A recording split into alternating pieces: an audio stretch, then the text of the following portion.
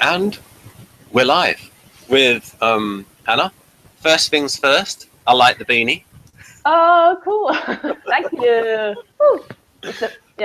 It's fall in Finland, so I'm entitled to wear a beanie. Yep. So, right. Now we're going to share the screen. And we decided in four videos because it's just too much explaining externalities and internalities like all in one go. So in just this one video, we will concentrate on the social mission block, and people might be looking at this thinking, INFP, FINI? No, FENE. I love my NE. I don't. INFP is watching this. They love their NE, and I love my NE too. And I'm like TINI, and I'll explain why it's like this. It's so externalities. So these two functions are directed towards society. Oh yes, something else I've got to mention. Hannah is an INFP or an ENFJ, and we'll go through the ENFJ profile in the future. And when you read Victor's report about being an ENFJ, what was your initial reaction and then your later reaction?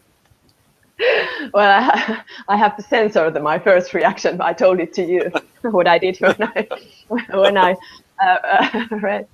heard that I was typed as ENFJ. I've never been typed as ENFJ before, but because I have an open mind, so I don't mind exploring that possibility. And when I actually read the description, actually it was an older description by Viktor Gulenko of ENFJ. It was not too bad. It's an interesting possibility. And then when I saw parts of the what he had written up on the assessment of me, then yeah, I can understand that why he sees me as ENFJ. And then, so the first function is maximum energy. So we'll if we assume you're an INFP for this hangout. Yeah. Right. Well, As of a week ago, this is what you were. You were like confident of this. And so it makes sense. People have a lot of energy for their first function. They have a big preference for staying in it.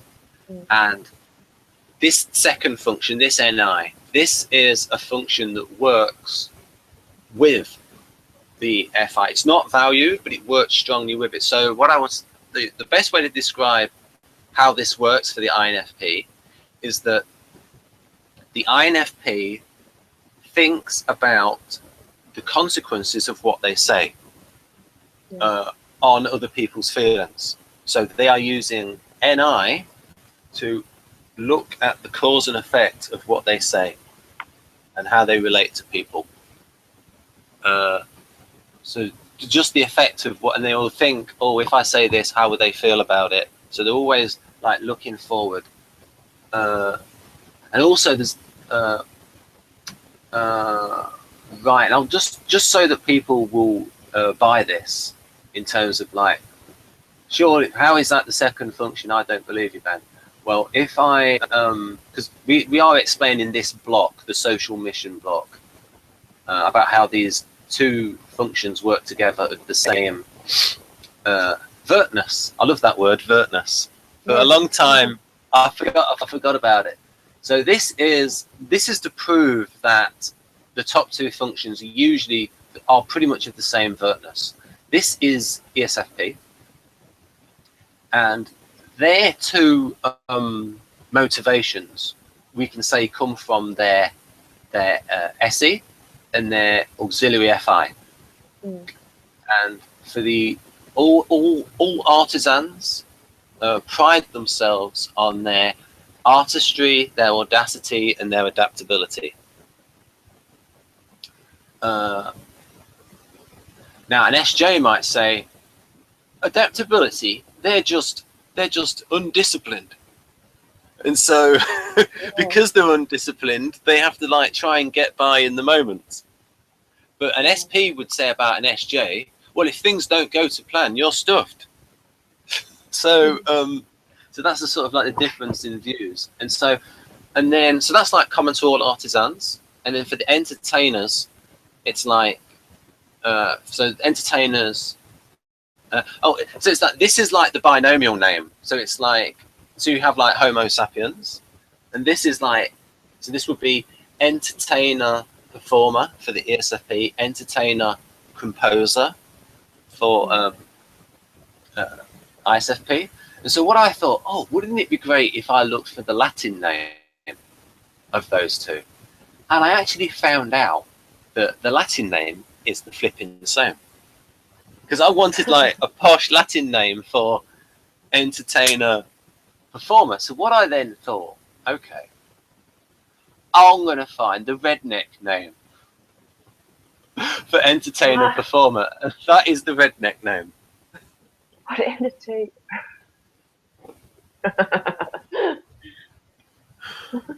Right. Right. I can't do the accent. What's it? Entertainer performer. That's like West Country, rather than. Oh yeah. So common artisan traits. People are probably thinking, well, we get back to the INFP. I'll get there in a minute, folks. But this is just to prove the creative function. Hedonistic, optimistic, cynical, optimistic but cynical, which is an interesting combination. Which is might be something like optimistic about themselves, cynical of other people, maybe, or cynical because they're more based in reality, and so they're more cynical. They might be more cynical of NFs. And that Jeff did the joke that he said the difference between an ESFP and an ENFP is that ENFPs believe in stuff. Right. Focus on the here and now. Often excited, they trust their impulses, aspire to virtuosity, or rather skill that they can demonstrate. So, for instance, a lot of SPs will look up to, wow, great sportsman, great musician, and it's like they want to see that someone can actually do something. They don't care about reputation. Is can you do it in order to win respect? And so you have to like prove it to them in action. So the point of this is the profile from Please Understand Me Too. Yep. And now these things in the green box, Hannah, which function do you think that we would classify them as? Yeah, it's FE. FE, right. But in the classical model of ESFP, it would be SEFI. But in Victor's model, it is SEFE. And so what that means is that the ESFP, and Victor has the ESFP as, he calls it the politician. So the politician uses their people skills in order to advance their hunger for power. And so you have the FE working with the SE. And because I've already shown it before, I'm able to show a little bit of that profile. And so I assume this is the ESFP profile, although I might be wrong. No, that's the definition. Oh, well, we can use this anyway. So this is an explanation of the social mission block. And this sort of explains what the creative function is in terms of how it operates. So,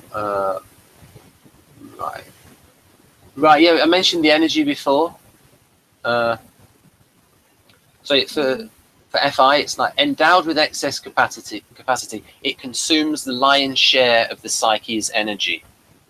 So do you think that, like, if you're an INFP, if you're in INFP mode, so do you think that you're in FI a lot?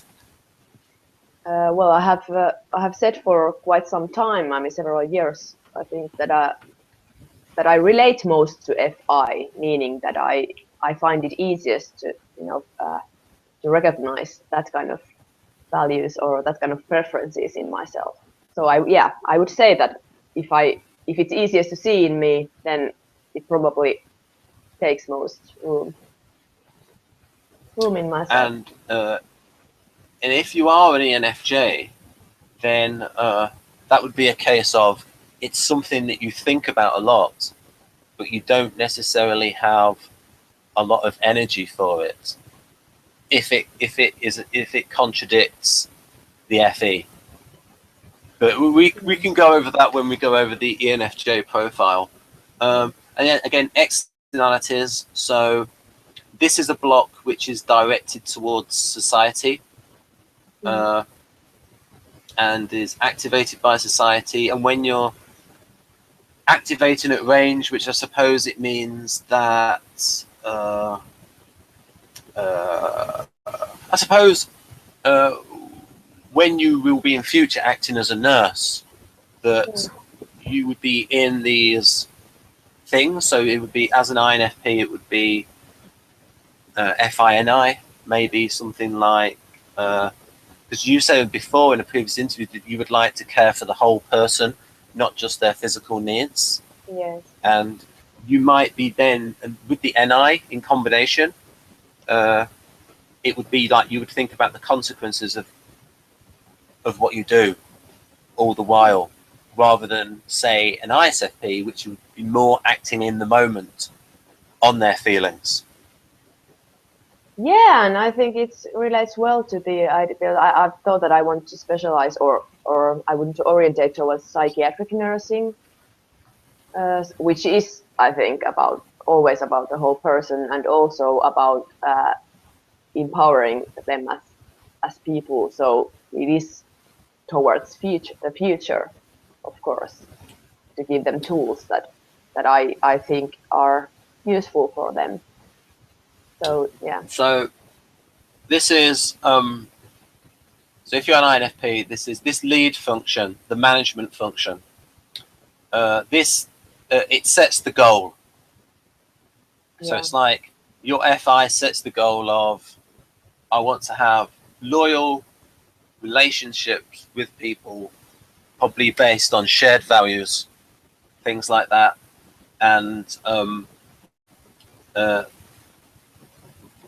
right. So the first bullet point: government of the psyche, in charge of setting goals and making decisions.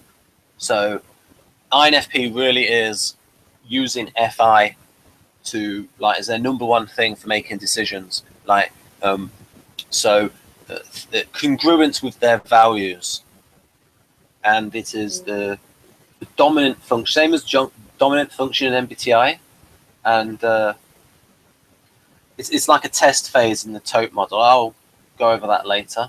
And then Dario's research showed that for this dominant function, the management function, there's a lot of EEG activity in regions associated with that function.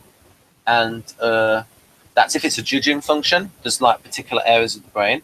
If it's a perceiving function, that's more associated with the whole brain state. Of, and you know this, Hannah, like the Christmas tree for NE, tennis hop pattern for SE, the trance-like state for NI. If you don't know what I'm talking about, folks, buy the book. Right. And then, so we'll just quickly digress by talking about the management. This is what INFPs are good at, in purple. Imagining, so I can ask you about this. But you see, that's also probably strong in the ENFJ, but I can ask you about this. Do you mirror other people's behavior? I guess so, sometimes. What I have noticed, if I'm meeting people like one-on-one, and because in Finnish we have this dialect, and if the other person is speaking a strong dialect, I notice that I start to catch up the dialect. So my own speech, I have noticed my own speech sometimes changes to mirror more of their talking, and I do it a lot. Because I've learned these mirror behaviors, so I've noticed also that I tend to take same positions, or if the other person is leaning on his or her hand, and then I might do the same.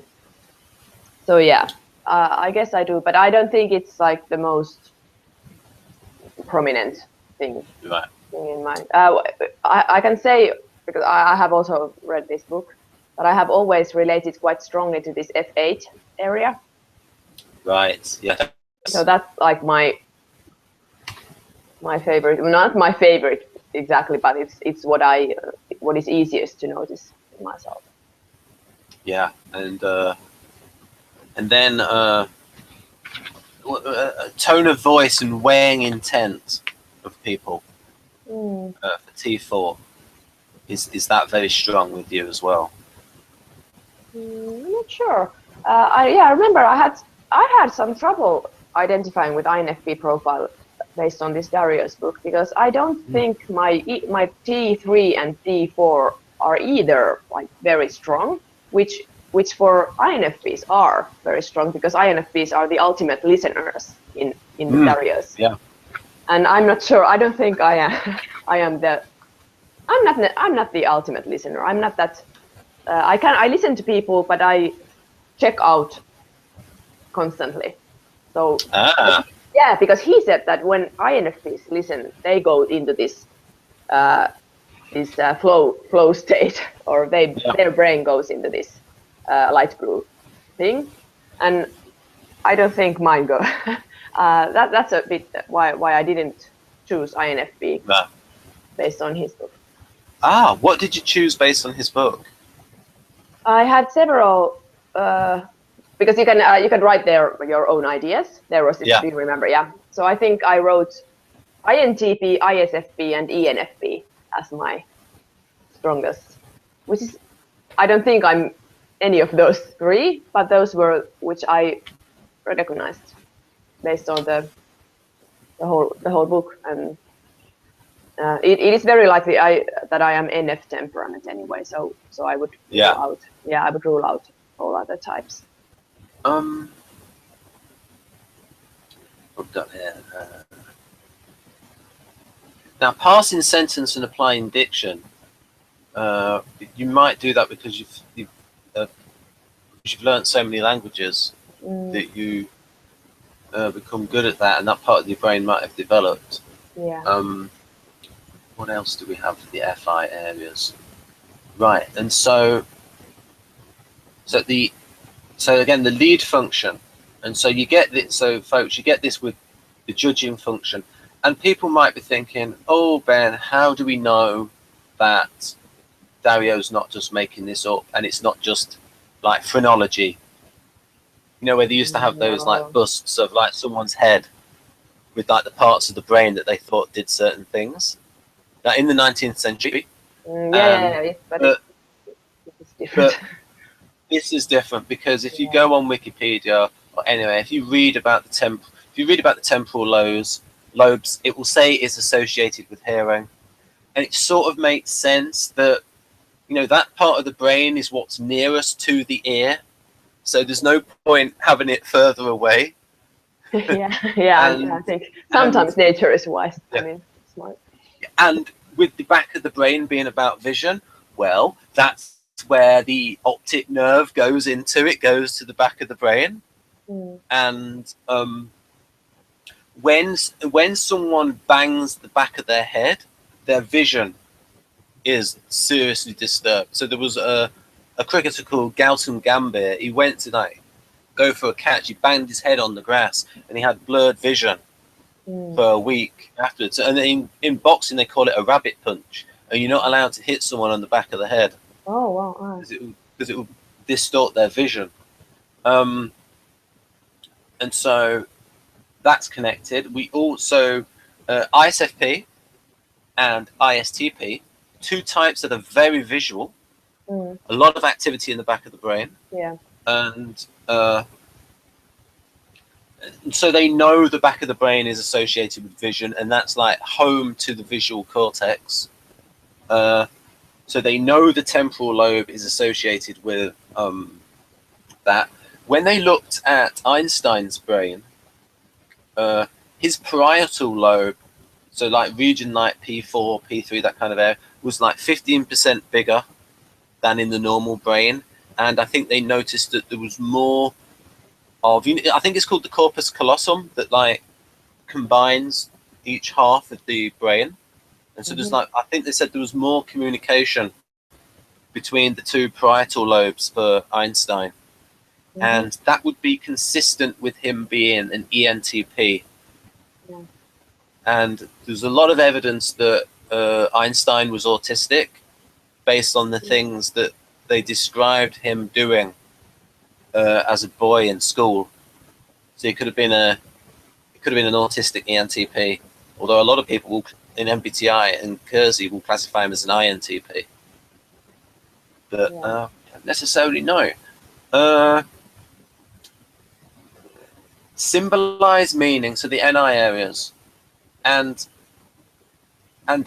so for instance, so we know these parts of the brain, F8 and T4, are to do with those things there. And so then when you EEG people who you are really sure of their MBTI type, you've used lots of different methods, and like Dario Nardi's like pretty flipping sure that these are the types, and it's like it's not just the MBTI. He has his, I think you've done his like cognitive preferences test, haven't you? Yeah. Hannah. Yes, I have. And what did you think of that test? It's very consistent. I have taken it several times, and I always come out as INFP. Yeah, always. Because the FI goes very strong. It's always the strongest, and I'm always stronger with judging functions than with perceiving functions as like a whole. So it's. I've now been. Yeah, go on. Yeah, but so I would say it's quite likely that I am a judging lead type, maybe. Yeah. Now that puts me in a little bit of a tricky position, because Victor says ENFJ and he got Dario's test saying INFP, and I'm sort of like in the middle of the two of them. So I'm the sort of middleman between the two of them. So what do we get now? Right. Yes. Oh yes. About to say, if these areas were random, and like Dario was just making it up, you wouldn't see the patterns. So, for instance, all of the FPs in MBTI, so they're all the types that have FI in their top two functions. They all have activity in F8 and T4, and just based on tasks, and just like MBTI people that know, those FI types, the FPs, are all good at listening. And that part of the brain is active. So those two pieces of information, because they support each other, like the model supports the science and the science supports the model, means that we can be pretty confident, and we can be even more confident if we had, say, 100,000 people tested and all the FPs were active. Now, what I will say is that there are some people where the arrangement of their brain is completely different. And I think Dario said that for a while he had a no lefties rule. Where he just wouldn't, because a lot of times half the left-handers was like, it was flipped. So it was like their F8 and T4 would be on the other side. And then he said like the other left-handers, it was just all weird and all over the place and completely individualistic. But these patterns do hold up for right-handers. And at the moment he's tested he's getting towards 100 people, and he wants to get more and more and more and more to like get to a statistically valid point of view. Right, so that's all about FI. And then if I could look at the table as well, because we are talking about your lead function. Okay, if we go through some of the bullet points, and then I can go back to no, that one. Not that one. Is it this one? Probably. Is it IB or IJ? Yeah, this one. If we go through these bullet points of FI, and then I can compare them So what do you think of these? I don't know how clear my writing is.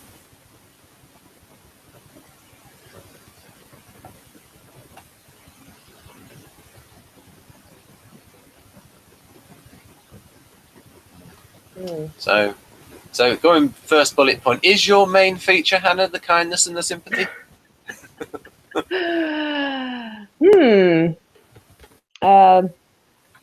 Depends on who's assessing me, I guess. I don't know. Kindness. It sounds a bit. I think I probably am. I am quite kind. I mean, my values are quite humanitarian, but I'm not sure if I look like really kind, or I'm friendly. I'm usually very friendly, but kind sounds a bit more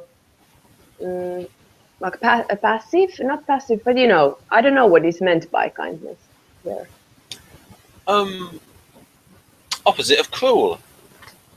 Well, yeah, I'm not cruel. And I do feel sympathy. But main feature, I don't know. Now, when it says here, listening to people removes their emotional stress, I think that means remove the emotional stress from other people. What do you think about that? Yeah, well, that is true, at least at some amount, because ever since I was a child or a teenager, I have usually been or I have acted as some kind of a therapist to my friends. So many people have felt they could open up to me. So I guess that, and I like to, in that way, I like to listen to people. What I meant before, that I'm not a good listener, or I don't relate to this going into some kind of zone when I'm listening to others, is that I don't listen. I mean, I like to listen to them, but I also comment, and it's sort of active listening. So I'm not just like, you know, trance listening to them, but I'm being quite, I'm interacting with people when I'm listening to them. Yeah. I can ask you something about NEs. What I can do is, if someone says something, it stimulates an idea in my mind. Is what I used to do is I would want to like say that thing before I forgot it. Now I write it down. I'm just wondering if that was a similar thing with you. Like, although you've got the FI, if you're an INFP, you've got the NE. I was just wondering if did they say something? It something pops into your mind and then you want to say it. Yeah, it can be quite difficult for me to not to not talk over people if I get. Yeah, because if I get an idea, I get enthusiastic about it, and I want to express it usually quite fast. Especially if I'm with there are only two of us. If it's a group situation, I can be more patient, waiting my turn. But if it's a one-on-one situation, then I usually feel internal pressure to express myself, like on the flow. So sort of. Yeah, and I have trouble listening to people. When you did your cognitive preferences, what were your preferences like in terms of like? FI is always, you mean the Dario Nardis? Yeah. Yeah, FI is always quite high. FE is also usually rather high. TE and TI are moderate. You just broke up a little bit when you were talking about TE. Oh, sorry. Can you hear me? Can you hear me now? Yeah, I can hear you now. Yeah. Yeah. So with TE and TI are moderate, usually moderate. Right. And then from the perceiving functions, NE is always the strongest. Right. Usually NI is the second strongest, SI is moderate, and SE is unused. Usually. So Right. SE is absolutely my least preferred function based on that test.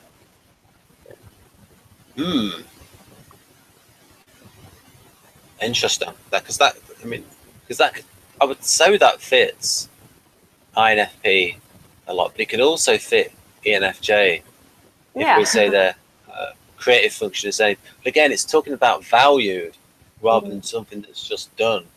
But then I think when Jeff took the same test and he said his FE was also quite high, but his FI was like, he says that he doesn't know how you make a decision without going by your gut. It's like every decision. So he's an FP as well. It's like every decision he's making is based on his like personal feelings towards it. And we could do a video with you, you know, on intertype relations. It'd be like we could split it into 4. So it could like Jeff could be my co-pilot, and it's like it would be like Hannah, how do you get on with SJs? And then a separate videos for NTs and NFs and that. Would you like that? Yeah. Although people aren't thinking I'm putting you on the spot in a recorded hangout. Yeah, I don't like to be like on the spot. It's more I prefer usually observing, but yeah. Yeah, that was bad. I shouldn't have done that. So that's an example of an INTP that has to keep working on their FI. We got smooth, friendly relations. How important is that to you? Well, it's important, but it's not always happening because I wouldn't say that my relations are always smooth. As I have said in some other videos, I can be quite temperamental. I'm moody. So, well, okay, yeah. The closer the person is to me, the more turbulent the relationship is. But with sort of like acquaintances and and friends, it's smoother because I act better with people who are less more distant from me. But with close people, it's not smooth. I try to stay. Yeah, I try to stay friendly though, so it's with most people. Yeah, I'm being honest. Right, that's right. We might need to do we shouldn't really do this, but I might have to do a slight digression into the FE block. Immediately notices when acquired emotional stress. Does not like crowds. Like music. Right. Okay. We'll have a look at that later on. There's nothing really relevant there. Are you? Oh, that's an odd one. Able to remain objective. That's weird. That's not usually said about INFPs. I think I can remain objective. Again, if it depends on the issue. If the issue is something that I have very strong values about or very strong, I feel emotionally, then it's a bit more difficult. But if do you want to give an example? Do you want to give an example of an issue that you? Yeah. Okay. So if someone is, if I'm watching something or someone, not naming anyone, but some person, a person who is very sexist or racist. If there is a lot of sexism or racism somewhere, and someone's saying those kind of things, I can have more trouble remaining objective because I get so pissed off. Sorry, but yeah, it just triggers my bad emotions. Right.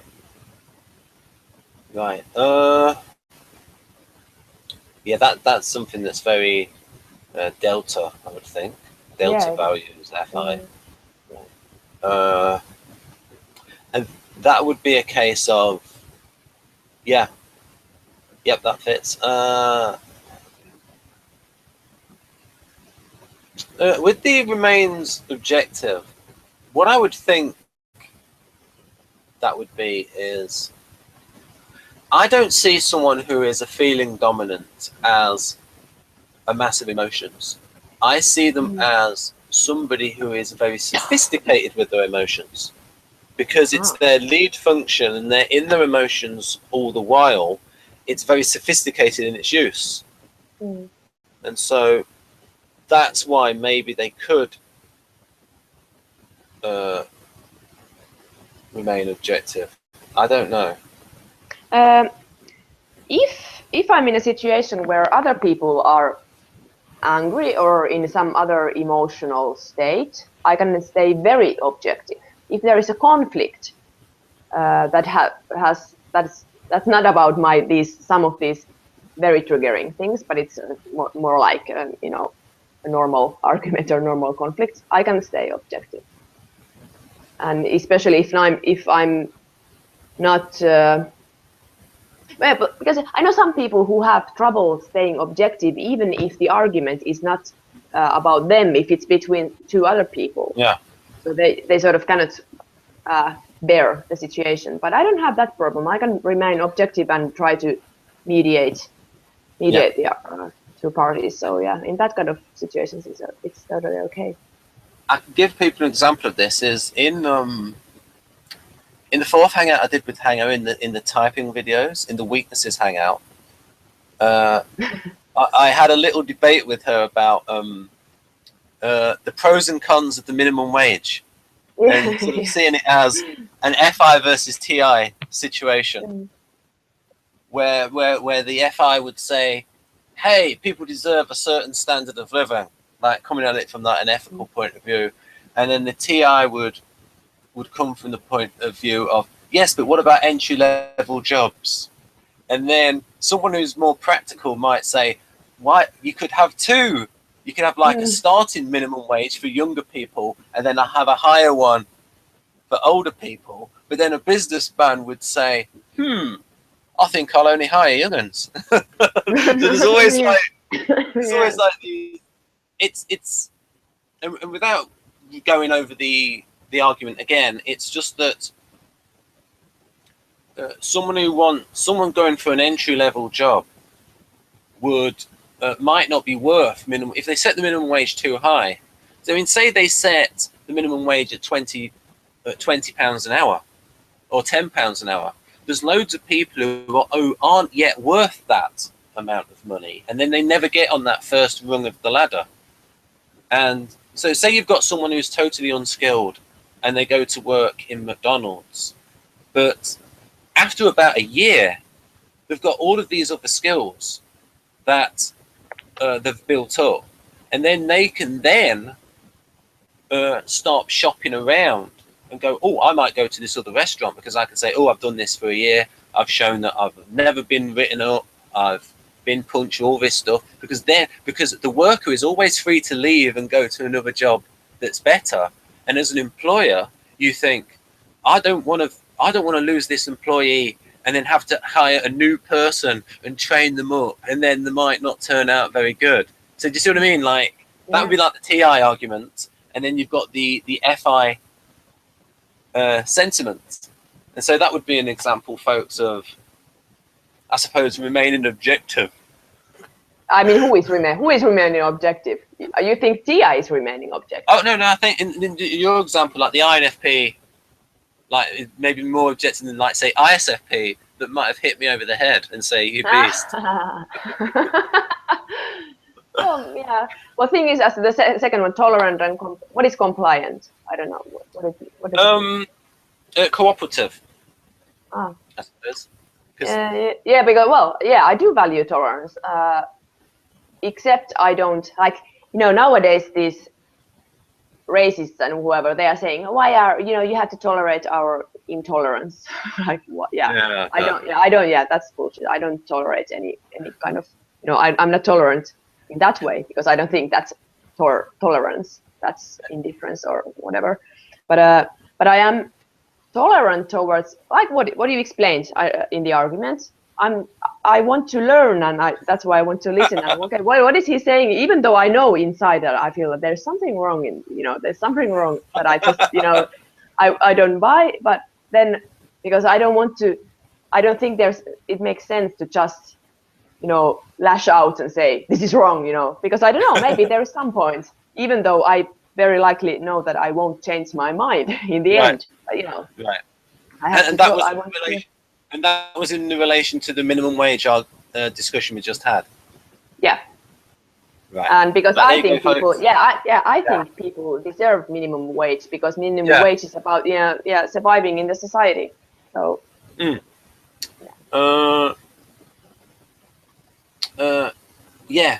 Now, the word tolerant, people need to think about the word tolerance, because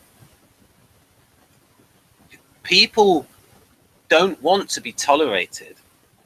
They want to be accepted, because there's a difference between tolerate, because it's like if you tolerate someone's behavior, it's like you don't like it, but you choose to shut up and don't say anything about it. So it's actually, the word tolerance is like, it's sort of saying that if you say like, oh, I tolerate people of a certain race, is what that sort of is saying is that you don't like them, but you're choosing not to express that dislike. Whereas what they really want is not tolerance, but acceptance. Yeah. So people have to think about the word tolerance. Yeah, I would say that. Yeah, I understand it in this way. What you said. There's lots of behavior that I tolerate, but I don't like, and because I feel strongly, so I can really not like some sort of behavior, because I also want to think that people are different. I understand people are different, and as long as they don't harm other people, this is the point. If there is clearly harm or suffering caused to other people or other living creatures, then I don't tolerate it. That's kind of, I don't think I even have to tolerate, and I can show it and I can say that this is wrong, and there's no excuse. But if it's just something that I don't like and some other people like, then I'm okay, you can do that. I just don't, and I don't want to, and I can, and the older I get, the more I avoid those kind of people, because I know that they make me feel uncomfortable. So, but I'm talking about behavior. I'm not talking about ethnicity or, race is not real, but or different, ethnicity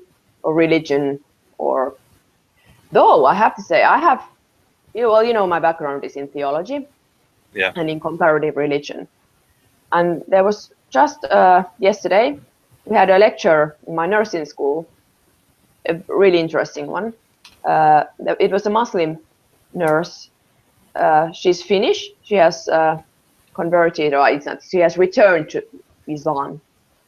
And she explained about how nursing and healthcare and Islam, how it shows up in Islam, and what specialties there are that nurses should take into account. Well, it was really interesting, but it was also interesting to recognize in myself that I really feel I'm tolerant towards religions, but there are some issues that I find really, really hard to tolerate.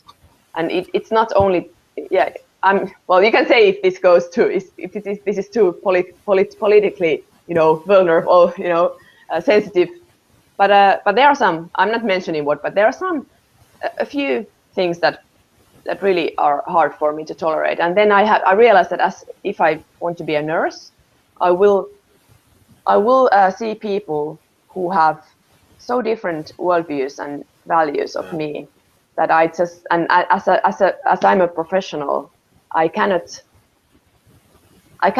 judge them in a way. But then there are these really ethically difficult situations when Finnish law can be different than some of the values or practices or whatever in a religion. So then I feel really like I'm between two.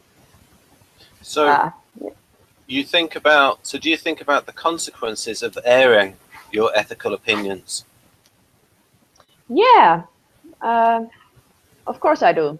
I'm totally aware that most people will feel annoyed and irritated if I start. No. They feel that I'm moralizing people if I start talking. I don't understand it. I don't understand why people feel it's moralizing to talk about values and to ask a justification or ask arguments from people. If someone believes or has a value and behaves based on that, I think it's not moralistic to ask why they act in a certain way, or I don't understand what is so horrible in that. But I am often seen as moralistic or self-righteous because I like to discuss values and I don't let everything go. I want arguments. I've been writing some notes. You know, before when you're talking about issues with a certain religion, I'll just give you like a word, and then you can say yes or no if that's the issue. Would it be anything to do with Sharia law that is an ethical problem for you? Some parts of it, yes. Right. Okay. we won't say any more. There are some parts of it that have to do with women. Yeah, that's the thing, and people can do their own research on what is in Sharia law. And I can I can repeat that I seriously tolerate religion. I have nothing against Islam as such, but there are some practices that I find problematic in the light of my culture, my values. And then again, the social mission block being here is that, so Hannah has her values, but she's thinking about the consequence of airing those values on other people. Whereas ISFP, they don't have that NI co-pilot function. They might be more expressive of their so for instance, say if you're at ISFP, you might be more forthcoming with your opinions, and ENTPs would say that ISFPs are judgmental in the and because ISFPs are artisans, they have the audacity to maybe say, right, this is what I feel about this subject, and you're going to listen. So because it's like more about expressing themselves, maybe. I don't know if you've noticed that. I can guarantee that in the class yesterday there were some ISFPs in the classroom when the Muslim nurse was explaining some. And what were their reactions like? Well, there were some really angry reactions. Challenging comments. So this is the benefit of models, folks, is that you can use them to predict responses. So even though this is just a theory, this model allowed me to be able to predict that the ISFP would be a bit more like that, based on the fact that they're not got the NI looking at the consequences of the NI working with the FI. Because theirs would be SI in their co-pilot, which means that and Kersey wrote that the ISFP is the kindest of all the types, but don't cross the line with an ISFP. Right, so I've done that. Consequences of ethical opinions I've written. Oh yeah, and you mentioned something now. The INTP in me. When you said, because I used to be a vegetarian, and I can tell you about a situation that happened with me. Is they had this was like when I was about 11, 12. They had a debate in the English class about fox hunting, and it's like 30 children in the class, and they had to be like 2 groups. And remember, I'm a vegetarian at the time, and I went into the group that was in favor of fox hunting because I was so annoyed with the hypocrisy of the class, of the majority of the class, and I didn't want anyone to know I was a vegetarian. And so I wanted to say, wait a minute, you're against fox hunting, but you're meat eaters. But I didn't want to express that. And so when you said before about harm to animals, the INTP in me is thinking with the TR, let's see how consistent Hannah is, or if she's going to nuance this. Are you a vegetarian? I used to be also, but I have several. This is a difficult. Fact is, if you want to be an ethical eater, then people should be vegans or vegan. How do you say it? So, like complete vegetarians. That's. I'm simply in my worldview. That is the only truly ethical diet. and lifestyle. Of course, it's not only about diet; it's about not consuming any animal-based products. But there have been some reasons that I have had to compromise, because I think I mentioned in some of the videos, I have eating disorder background. And that is a bit, makes these things a bit more complex. Because I think people who have had eating disorders know that it's very common to get really obsessed about diets and different kinds of, what you eat. It's constant checking about what you eat. So I had to, and my vegetarian and vegan stages when I was those phases were at the same time when I had eating disorders at their worst. So it's a bit more, it's psychologically a bit complex for me to go into any diet that is very strict, because it can. I mean, I'm not making this sounds like an excuse, and I'm saying, because I'm not a complete vegetarian nowadays. I prefer vegetarian food, but I occasionally eat meat. So I judge myself for being unethical in that regard. But it's, at the moment, I have to think about the compromise, that I'm not at this stage of life, I'm not ready to make that. It's because it can be too harmful for my health. Yeah. Do you also look at the difference between, you got chicken, fish. They're not as self-aware as a mammal, and especially a pig. So, for instance, a lot of people might not know this, is that if you put a cat and a dog in front of the mirror, they think it's another cat or another dog. I don't think it matters. We have a tank. We have an aquarium at home.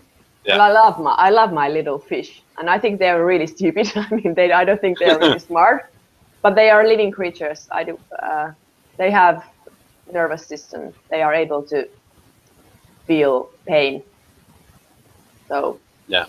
But so I don't think it's, and if anyone who just makes a little research about the way poultry or chicken and those are treated, it's pretty horrible. So I don't think there's a big difference. But just so people know, pork, although it tastes very nice, people love their bacon. Is that pigs?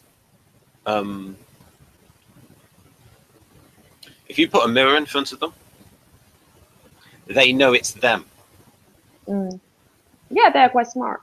One of the very few animals to pass this mirror test is the great apes can do it, and dolphins. Elephants, maybe, can they? Yeah, and elephants can also paint as well. I think elephants do pass the mirror test of having a sense of self based on this mirror. So we've done that bit. Oh yeah, I will just say as well that when I was a vegetarian, I got very thin. I got very thin. I admit now, I can admit that I feel really horrible now. I feel like, oh, what a bloody hypocrite. Hanna, I'm sorry everyone, I am a hypocrite because I'm not a vet, It's a bit rude of me to bring it up, but I sort of I wanted to give the idea of the thought process of FI within the person. It's authentic. I think it's good. People hear the real thing. Right, I'll now go back to the profile. We then go through. Then we go going through these FI bullet points. We can go back to what Dario says about FI. I think we got forgives his attackers and detractors.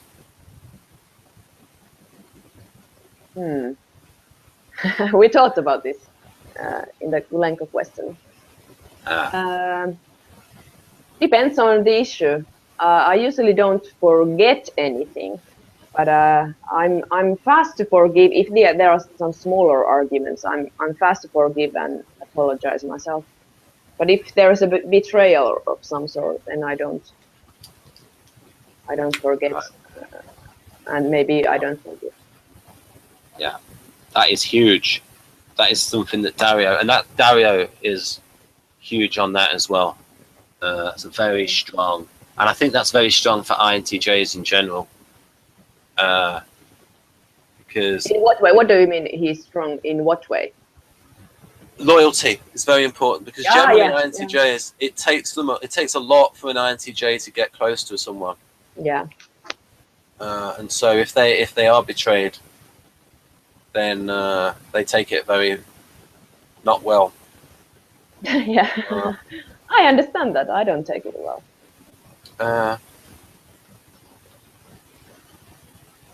Oh yeah.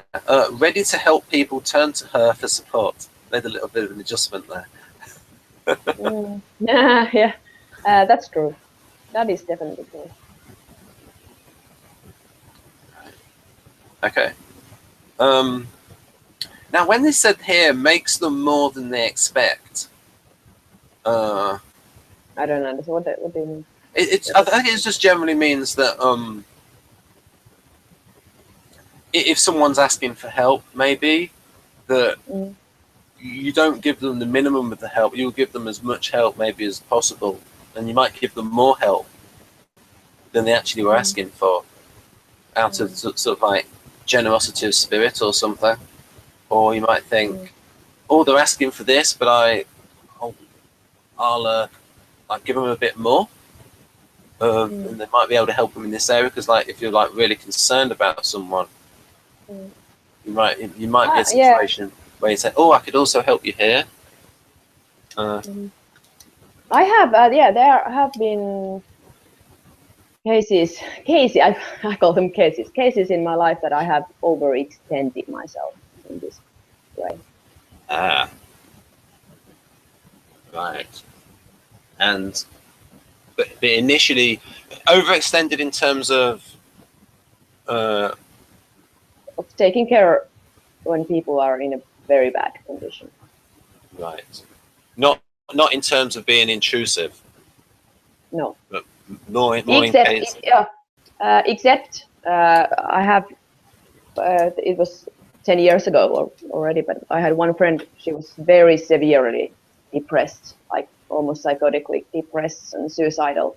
So I did I were intrusive in a way that I forced her to go to, I took her to hospital and stuff like that. So because she was not able to do anything. So yeah, I was active in that way, doing more than was asked because she didn't want any help, that I was forcing help. But I think that was a bit different situation. I don't think that means it was not intruding in that way. Right. But when you were helping her, and when you were thinking, hey, because you're seeing the consequences of the actions. Like if it's like with this model with the creative NI, you might be thinking, hey, because it's one of those, theirs is doing everything in its power to prevent or mitigate the impending danger. Yeah. That was a very good example of this. I was the only person who did anything to help, because other people were either too tired of the situation or not seeing the actual danger. There was serious danger, and it almost happened. So she almost succeeded in it. Right. So yeah. If we also cover some more FI stuff on the parts of the brain, if we go here. The benefit of doing it in like these 4 sections, if we can really hone in on how these 2 functions work together. We did imaginative mimic, pick up skills by observing others, make imaginative inferences. Yeah, I think you said that your F8 was stronger than the F7. F8, yeah, I think it's stronger. Yeah, grounded believer. Mm. And I think it said elsewhere you have a spectrum of moral assessment, shades of grey and nuances, because it's like such a sophisticated lead function that the INFP is in it all the while, and it's not just a case of good, bad, but all the nuances, and like in your degree, you're like super gone into the ethics of it. Yeah. Yeah, I would say that I have strong reactions. And like I like or I know if I like or dislike. But as we talked before, I can understand that my liking or disliking is not all there is. You know, even if I have subjective or personal disliking or liking of some behavior or activities, it doesn't mean that they are necessarily morally wrong, because I can have some other than moral reasons for disliking something. So I understand that there is more than my personal feelings. So just so Dario doesn't get angry for me showing, although it is in his Facebook group Neurotypes, he has a load of diagrams in that, is that this is from the book Neuroscience of Personality. It's available on Amazon. All right. And Dario publishes the books himself and is welcome of any sales. Right, oh yeah, then we've got intuitive listener, focus on voice tone and other affective qualities of sound. Speak in a holistic way to influence. That sounds a bit NF to me. I don't know. Yeah. My NT, that's a bit vague. Speak in a holistic way. Is that FI? That sounds more like NFJs. Well, the way I've corresponded it is that in the chapters, Dario will say, he will like, okay, this is FI and these are the regions associated with FI. But like these FP types with top 2 FI have activity in these areas. And so that's why I've coloured that purple. Yeah. Right. And then we'll look at those other ones later on. And now we can look at some other. And it's good that you've got the book. So then we can look at his definitions. And he did his simplified. And of course, you've gone through this, ranking your preferences. And there's mine. Like, I don't know if you put which box did you tick for extroverted sensing in this book? Pretty low, I think. I don't take risks for big, yeah. So, was it the first box then with you? I think about yeah, first or second, yeah. Yeah. Yep. And then we can go to here's love. I like this. Interaction across various situations. There we go. Thinking sideways, but also getting distracted. And yeah, I posted in the extroverted. There was an NF. There was a group for all the NPs, and there wasn't much activity in the group. And I put all the NPs are too distracted to post in this group. Yeah, but they are. It's good. And I love this. This to me, this is like encapsulates FI. Staying true to who you really are. And like, I don't know with other FI or I don't know other just FI leads in general. Do they think they really know who they are? Because, or is it more like they want to know because they want to stay true to who they really are, so they have to constantly, you know. That's a great point. Sorry for interrupting. It's just, did that anything of like someone says something and it stimulates an idea, and what it stimulated in my mind was this is an example of how a function can be influenced by other functions. So, for instance, in the artisan temperament, that changes. That sounds very delta NF. So very NFP. staying true to who you really are. Whereas for ESFP, their temperament of being impulsive, and it will change the character of that FI. And then with Jeff, when he's talked about it, and we're going to do a video with him, folks, actually maybe tonight in about 6 hours or something, where it's for him, there's a few gut level things that he will stay to. So like being generous and things like that, and certain political views that like he will just like stick to, but it's like a very few things for him. And artisans being like the SFPs, and you were saying yesterday, and so I could ask you about this. With this definition of FI, does that also fit with the ISFPs? You ask for me, does this fit ISFP? Yeah, in terms of what you've observed with your fellow ISFP students. Because I'm wondering how temperament changes the FI. Yeah, I would, well, based on yesterday's experience, I think they react based on their FI more randomly. Like if there is, like yesterday, their reaction was like this when there was input from the external world that sort of triggered FI, if that makes sense. Yep. Yeah, so they don't, whereas I could see NF FI users, so ENFPs and INFPs, especially those two types from all the FI users or FI valuing people, they are more steadily in the state of checking their conscience and paying attention to values. Yeah, so ISFPs are more reactive in that way. So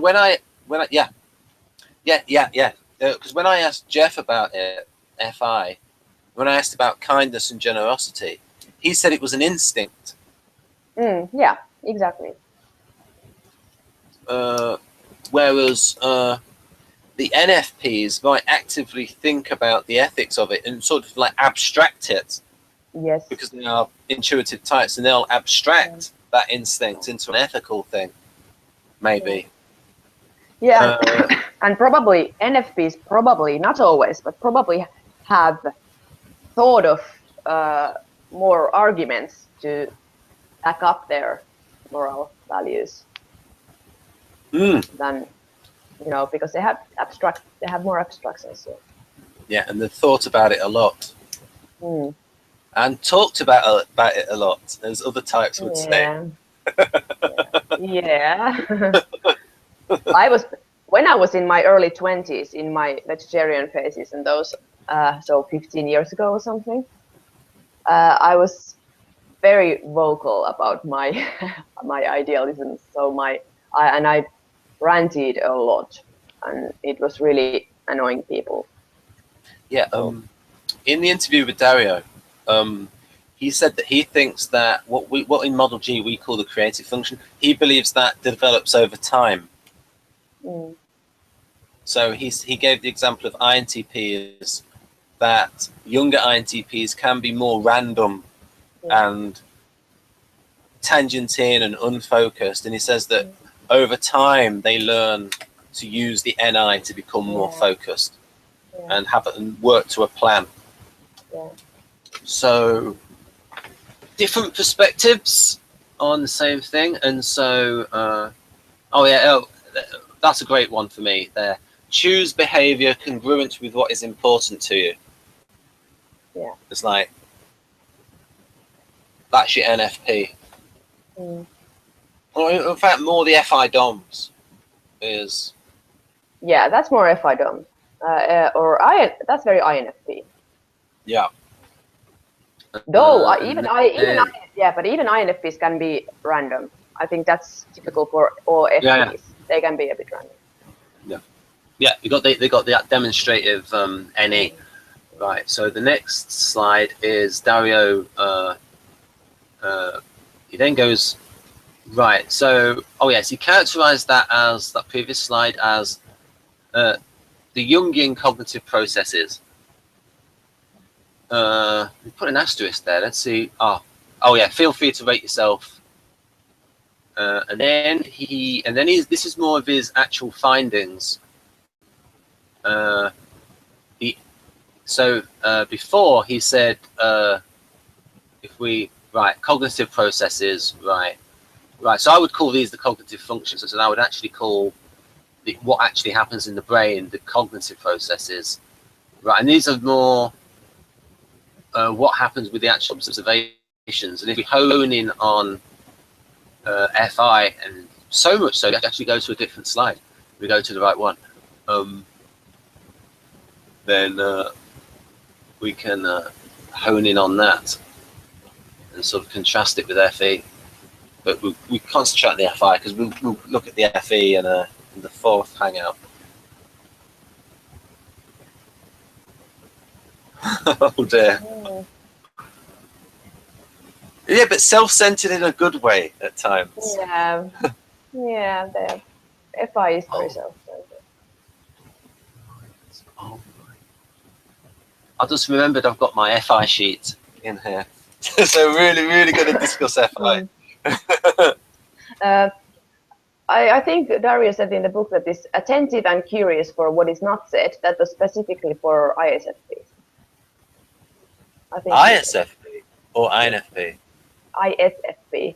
Oh, yes. Attentive and curious for what is not said.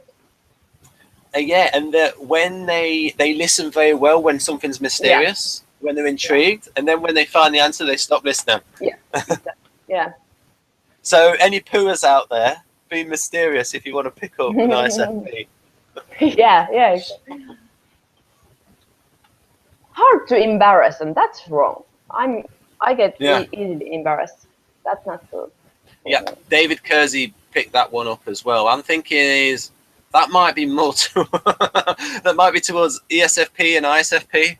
Yeah. Where in comparison with an FE type, where their focus is more on other people. And I think what he's trying to put there is, I would have expanded that bit and said, because they're focused on their own values, then any values which are like societal disapproval of them, they're not embarrassed by that because they're staying true to what they are. So that's what I think it means. Whereas an more FE person would be much more affected, especially like an SFJ, by, and when I talked to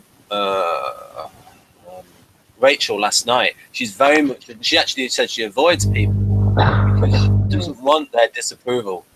Yeah, what happened there is when you thought you switched the mic off, is it just changed to the laptop mic. Oh, bloody hell. Yeah. Sorry, I'm having... Problem. People find it funny. They love all kind of things going wrong. Yeah, this one's interesting. Can respond to specific high-value words. Yeah. I don't know if that means both negative and positive words, because I think I react. I respond more strongly to negative words that are in opposition to my values. Yep. From a libertarian point of view, I associate with certain left-wing NFPs. They will like use these buzzwords like for them, which are like fairness, social justice, like all of these words that have so much like ethical stuff contained within them. Yeah, I agree. If I had to choose only one word to describe my values, it would be justice. I think justice or fairness. That's better. Justice is a better word than yeah, but that's good. It's when then people put social justice and then they start saying about and then there's all these other things that come into it. It's like, well, and I didn't define justice, but I'm just saying that it's sort of justice is something like, whoa.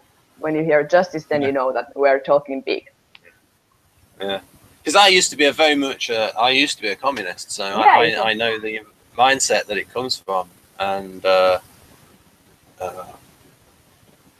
I think they use social justice as a means to get to what they want to get to, which is redistribution. And right then, I remember in the Labour Party, just so people will know in America, is that when Tony Blair became the leader of the Labour Party, there was a clause 4 in the Labour Party constitution was redistribution. And to show that, so there was an actual purpose of the Labour Party was to redistribute wealth. And Tony Blair, to show that the Labour Party had changed from old Labour into new Labour, he took that opportunity. Right, we're going to remove that clause. We're going to remove clause 4 from the Labour Party constitution. And I remember at the time being very angry at that because of my politics at the time. And so, and like I said, when you get into an FI thing, you can get into envy and jealousy and things like that. And then if you would say, well, there are rich people like that, but if you look at those people who've like worked their socks off, running a small business where they've worked like every day in the week, like 10 hours a day, and like when you like look into like specific examples, and then rather than just looking at rich people as people working in the stock market or film stars and footballers, people like that, that can give like a distorted view of what the rich are versus say someone in your community who is employing a heck of a lot of people.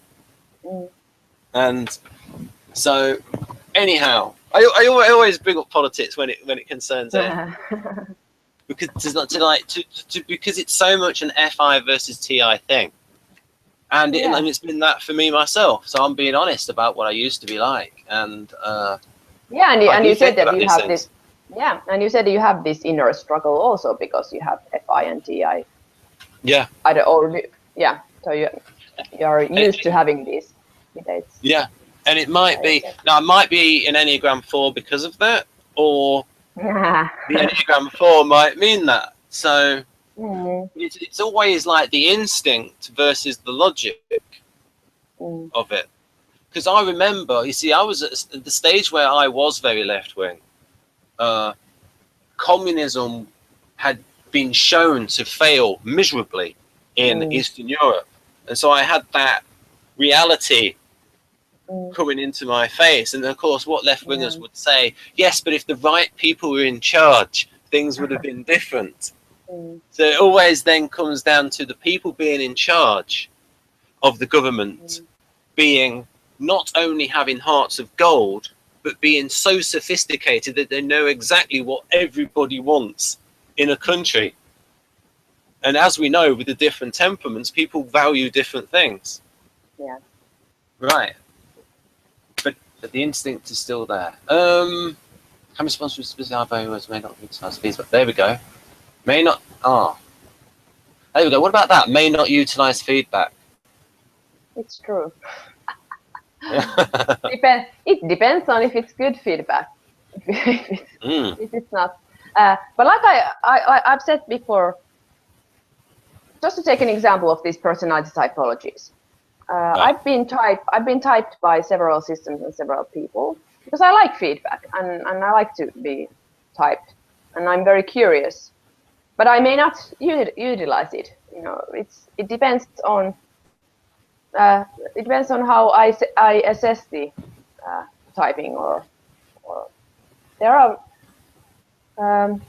I have many people close to me who don't even want any kind of feedback. That they don't seek feedback in the first place because they are so certain of some things. But I do seek feedback. I just don't always use it.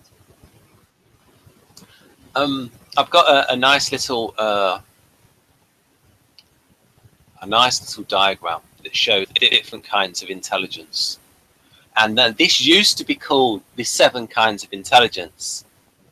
And whilst I believe that the bottom one is the SI function, I think it's a little bit biased by the cartoonist to put the naturalist intelligence in there as well. So now they've got 8 kinds of intelligence. But that function at the bottom sounds so much like how it sounds so SI, where it's not about going out and wrestling bears. It's about that aesthetic connection to nature. That's nice. FI is this interpersonal. Yeah. So like from a political point of view, your SJs, because they're SI types, is they might be unsure on climate change, but they'll all be against pollution. Yeah. That's like a consensus amongst everyone. And I remember in the 80s watching programs on Open University when I was 8. I'm not that old, folks. About acid rain and stuff. You might have remembered that. Did they have acid rain in Scandinavia? Yeah. Yes, I remember that. Yeah. And it was a big thing. I remember when we were driving out. My dad was driving a car, and I was checking the trees next to next to the road. That are they living or are they dying because of the acid rain? So yeah, I remember being very concerned. And then we've got. Now, to me, this sounds so NF. so NFP. It's like, and also INFJ as well, because in Model G they are NIFI. Connect to self. Wow. But if someone says that to me, I need to connect to. Whoa, that's such an NF phrase. Make authentic choices. Reflection. Wow. Yeah, that's hard. And then, because this was my question, because when we did the Victor did a paid interview last year, and maybe I shouldn't have revealed that, but because I don't know if it was made clear in the interview. Anyway, he was, and Lena said and the people who asked the question had to pay like a certain amount of money, I'm not going to say how much. And then Alina said to me, "Oh, Ben, you can ask a free question at the end." And I was thinking, contacts, it's not what you know, it's who you know. So my question at the end was, is there a relationship between, and I think there is a relationship between type and type of intelligence. So for instance, if you are an NF, you are going to be better at intrapersonal because you're thinking about these things all the while, whereas the ESTP probably isn't. And so for interpersonal, so this can be not just the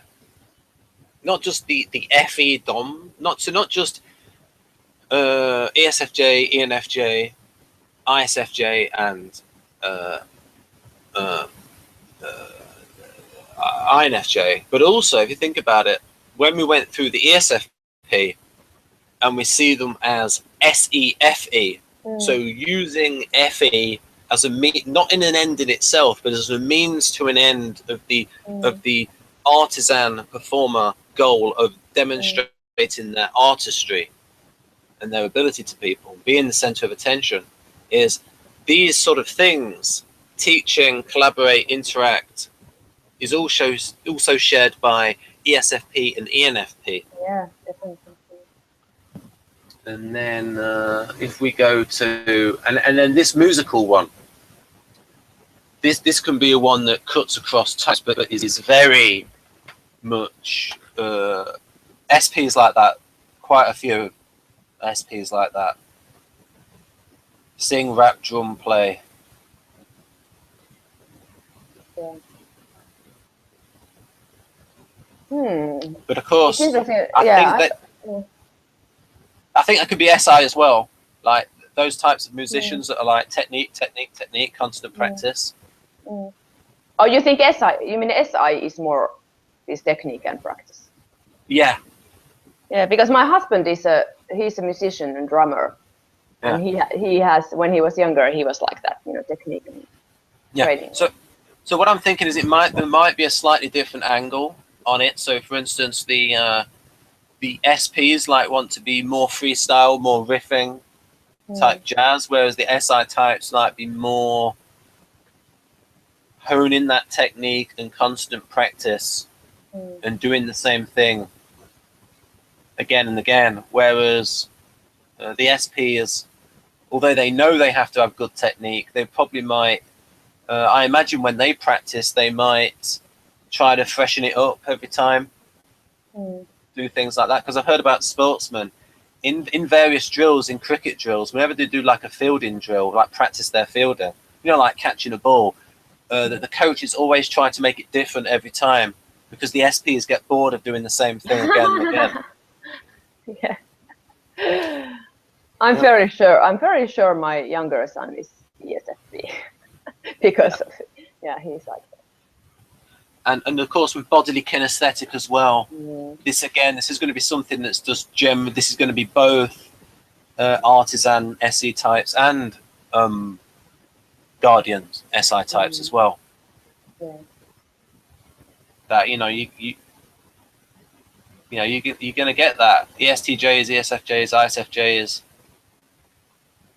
Dance, although dance is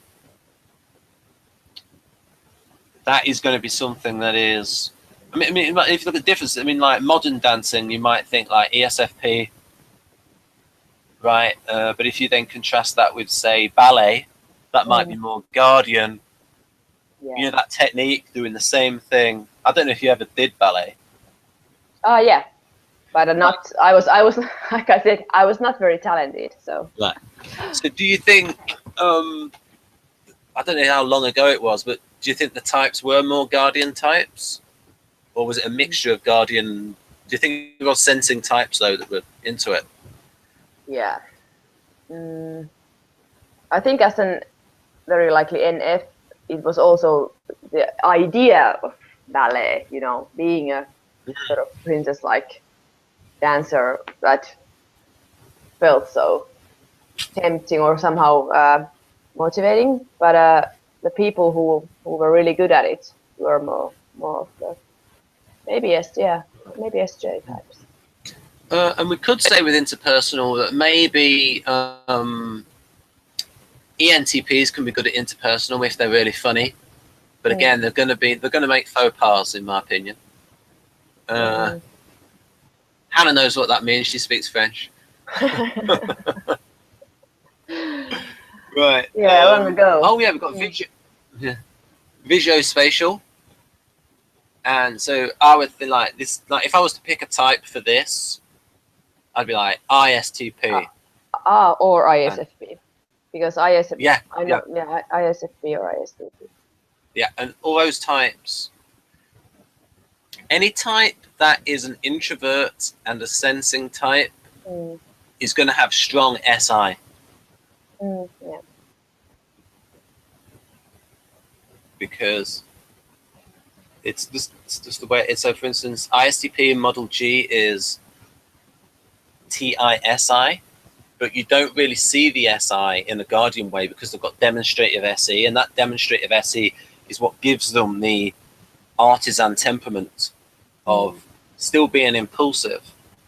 And then we got that's an interesting one.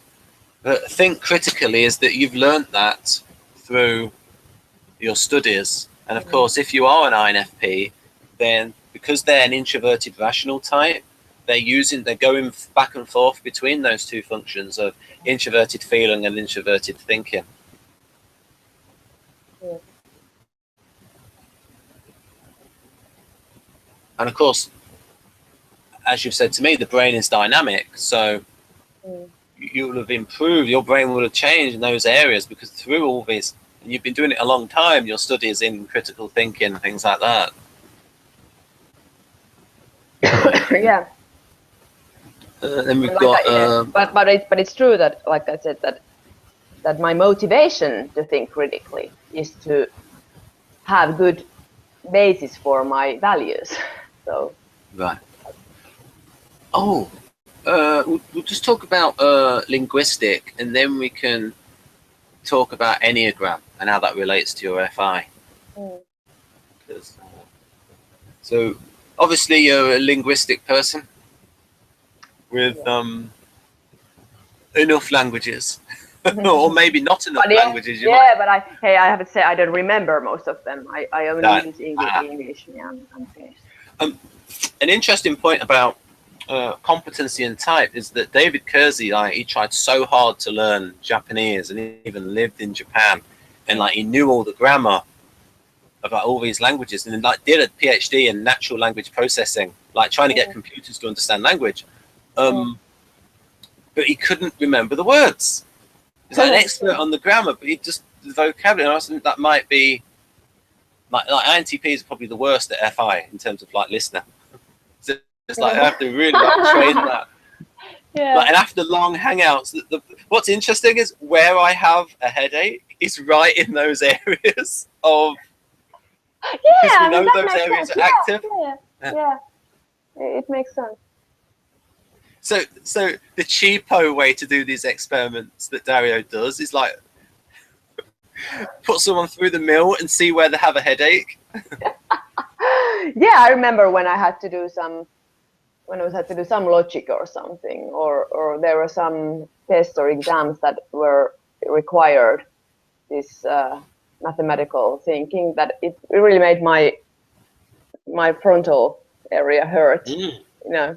Felt really, really hot. I mean, it must be a psychological feeling, but it was funny because I remember that these areas are inside. I think you once said that you played a video game. Did the back of your brain hurt afterwards? Did I say? Yeah, I think you once said you played a video game, or you play them rarely. I'm just wondering if you played that over a long time afterwards. Did you have because that's the visual cortex? Would that have hurt at the back of your brain? I have to think. I don't know. I play so rarely that I cannot. I have one. I had one phase in my life when I played one. It was not a video game. It was we had a PC. It was in the 90s, and my brother had this Wolfenstein. Do you know the game, Wolfenstein? No. No, it was situated in the Nazi Germany, and you were in the bunkers, and then you had to find your way out or somewhere, or something like that. And when you played it, you went to different rooms, and you had to survive every room or something. And I played that, and it was so stressful for me. It took maybe some weeks that I got through it.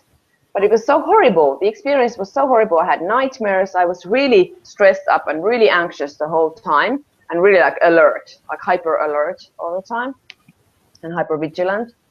And it was I learned that I just can't play those games, and they stress me up so badly. So, someone created a computer game based in Nazi Germany. I wonder what type that was. Yeah, you wonder. Could they have been an ENTP? Yeah, what do you think? In the game industry, I think there are quite many ENTPs. Right. I'm gonna get some Enneagram stuff. Right. I'm just gonna because have you got Riso and Hudson's book, The Personality Types? It's 500 or 600 pages. No, I don't have that, unfortunately. They relate. Victor relates Enneagram 6 to NI. They relate Enneagram 6 to FI. Right. So, right, Enneagram. I'm just going to copy across the diagram. That's interesting because in some popular, on some other places or forums where I've been, type 6 is strongly related to SJ temperament. Yeah. Sometimes, at least sometimes. They used in I can big up some a channel. It's called Unconscious TV. They had all of these. They had all of these YouTube videos on Enneagram, and Ian McNay, who keeps promoting the book The Enneagram Made Easy. I think I sent that to you. I'm not sure. Yeah. I shouldn't have said that. People should buy it. I'm not sending it to them. Sorry. Yeah, but you only told me. But you're just good at it. Yeah, but if it's out of date, they ain't actually losing any money because they're not printing any. So if it's out of print, doesn't matter. Yeah.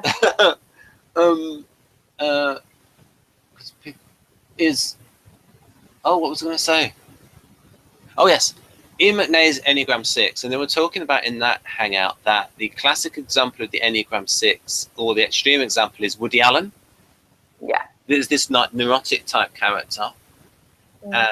Ian McNay said that he was a businessman, but he said because he would worry so much, he was able to predict certain things going into the future, and so he would be able to plan for contingencies, and that's why he was successful in business. So a negative was turned into a positive. Yeah. I mean, problem is that type 6 is usually seen very negatively. That it's the stereotype of type 6 is not very flattering if you compare to some other types. But I think without type 6, we would be extinct already. Humanity. Yeah. We prepare for the worst, and they're also called the questioner. Yeah. So they have a drive to be very knowledgeable. Oh yeah. Because they don't want to be insecure. They want to be secure in what they know. And whereas usually someone who's cocky, usually ignorance is linked to somebody who thinks they know it all. Yeah, and I hate that. That's really triggering. Yeah. And so we've got some. I don't know how clear this will be. I'm going to show you a wonderful mind map of this. Is that clear enough? Yeah, I can see that. Yeah, that's nice. I've seen this, I think. Right. So you could talk about that while I go to the toilet. Okay.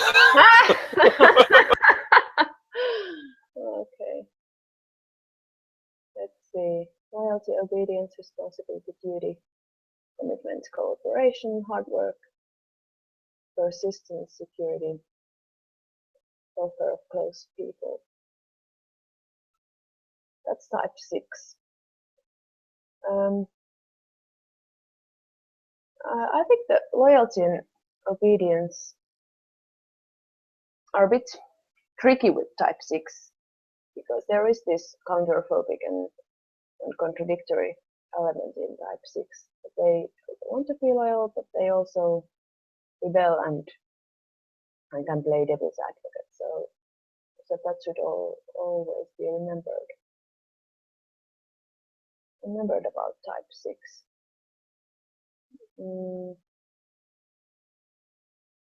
I'm comparing this to type 1 because I have related to type 1 also, especially when younger, but also nowadays. And as you can see, there are many things that I think relate to FI or NF compared to Nardi's descriptions of FI. Conscious, logical consistency. That's just judging. Honesty, justice. Attitude. Principles, self-discipline, yeah, morality, ethics.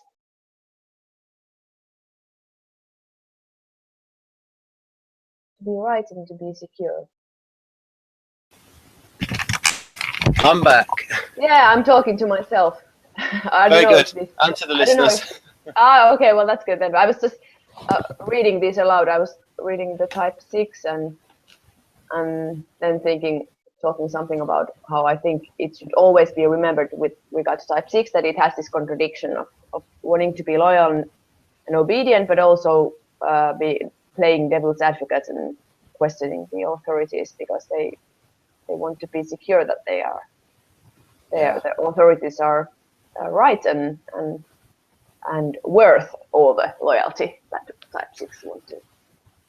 This relates to something very interesting you said. You said, because you can see FI things there and SJ things there. Mm. Yeah. I compared this to type 1 because, like I said, I've related most to type 6 and type 1. And type 1 is very NF or very FI, or with all the moral ethics, justice, honesty. Oh, yes. The reformer. Mm. So I'm a mix of type 1 and type 6, and yeah, ESFJs can be they can be usually either type 2, type 3, or type 6. I think for ESFJs. Yeah. It's like you see the SJ there, like obedience, responsibility, duty, commitment, cooperation, hard work, persistence, security. That's ESTJ also. Welfare of close people. Yeah. Interesting. So you're very much these things. In some ways, but in some ways I'm not. Like I said, I'm impulsive also, so I don't have this. I'm not very persistent. Quite controlled. Right. So, how are you? Which wing do you think you're a 5 wing? Yeah. Right. I don't relate to 7 much. I'm scared of type 7s. I think they are so. I don't know. I don't understand them that well. So that would be an example of tolerating them. I tolerate, yeah, certainly, but I don't. I would be very wary of being in a relationship with a type 7, for instance. Yeah. So all right, here we go. So and then there's another table. There is this table. So do the loyalist. I don't know how clear that is. Yeah, I can see it. It's very small, but I can see it. I could probably go in a little bit. Yeah. Right. Yeah. Loyalist. Ego fixation is worrying. Oh, there we go. Holy idea, faith. Faith is so. I don't relate to that. Depends on how you. Maybe faith in life, but not in any other, not in any supernatural thing or anything. But you are interested in it. You're interested in the idea of it. Yeah. That really comes through in your studies. Yeah. So what about this? Basic fear, being without support or guidance. How much is that you, or do you think that's less you than the profiles you've read? Yeah, that's less me. I think when I'm reading, I'm just comparing to type 1. That's a lot more prominent in mine. Right. Right, and so the resentment thing, some people might see that and go, oh, that's not consistent with INFP. And so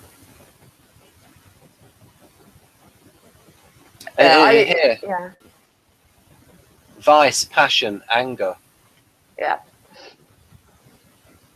I even have an anger gene. Anger is one. Yeah. So I have a hot temper, and I feel anger easily. No. But also fear. Also fear, like for type 6. So people always need to take into account Enneagram when typing someone.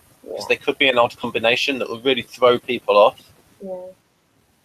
So, for instance, with myself, I'm Enneagram 4 Wing 5, 459, and INTP. So, I do have some NF traits. Yeah, certainly. I'm 614 or some combination of 614 or 164. That's. I don't like the 4 in me. I feel uneasy about it. Ah. Do you think that the INFPs that are a bit too... Oh, I think you said something before about, I don't know if you want to say it on camera, about the INFP Enneagram 4s. They are like stereotypical INFP. Right, okay. That's the kind of, that was right. politically correct. Yes.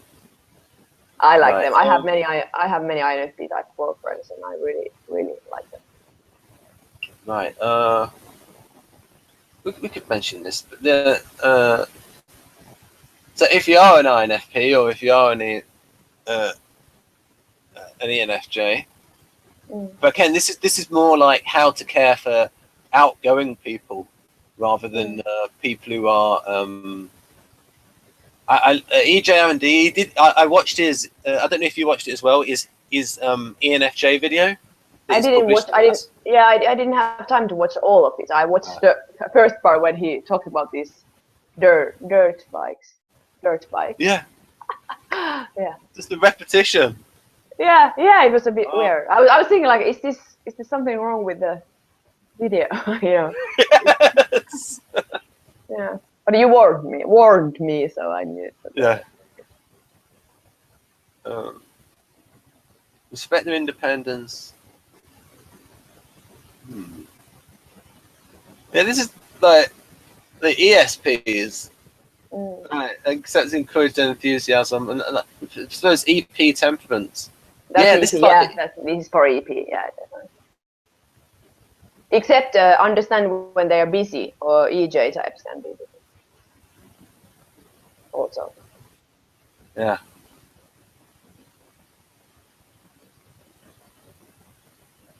Respect them. Oh yeah, offer them options. Yeah, right.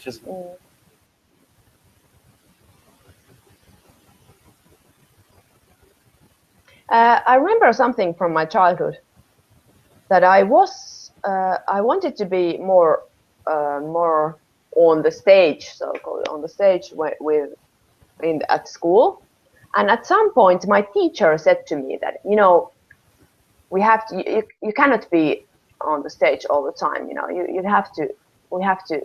have to be more on the background, and it felt really bad. So I've also had negative feedback about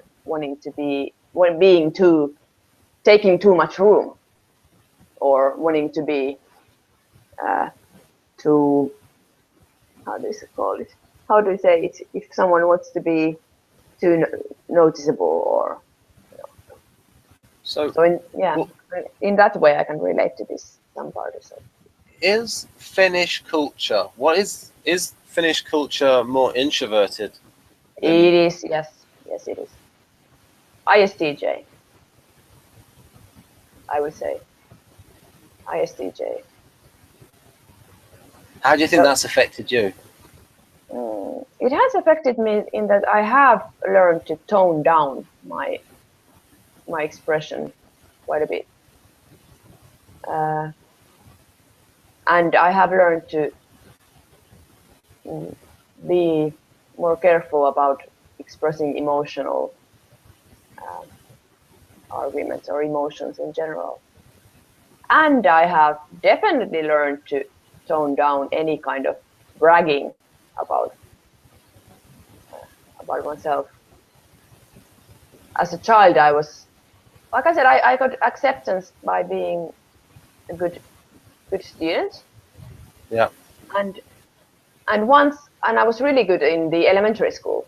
So like all A's, graded all the time. And then once there was this singing exam, and I had prepared a song, and then I sang it. And then the teacher said, but I would like you to sing another song, like from the book. And I said, okay. And then I thought that she means that I can practice it at home and sing it to her like next day or so. But she said, no, sing it right away. And I tried to sing, but I couldn't. And then she turned to me like, wow, this is the first time I see you failing. But she was really like, whoa. And if you can imagine how it feels from a child. Yeah. That fits with Enneagram 1. That also called the perfectionist. Yeah. I was more of an Enneagram 1 as a child, I would say. Right. So this is my infamous positives and negatives of. So this isn't how Victor sees it, folks. This is my own version of positive and negative that I came up last year, and so I sort of like wanted like the most. So, for instance, that the right column is like probably some of the things that a certain ginger typologist might have said.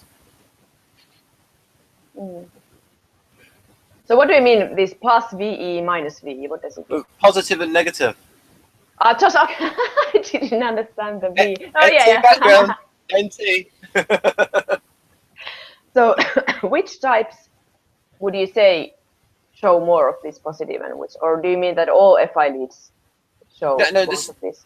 This is just as a function, the positives and negatives of it. Like the people that would talk about it negatively on YouTube, say EJR&D, he might say loads of those things. Although in one video he did say like, and then he did the positive side of FI. He said, it's good for art.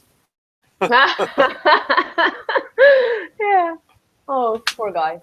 I think he needs some serious FI.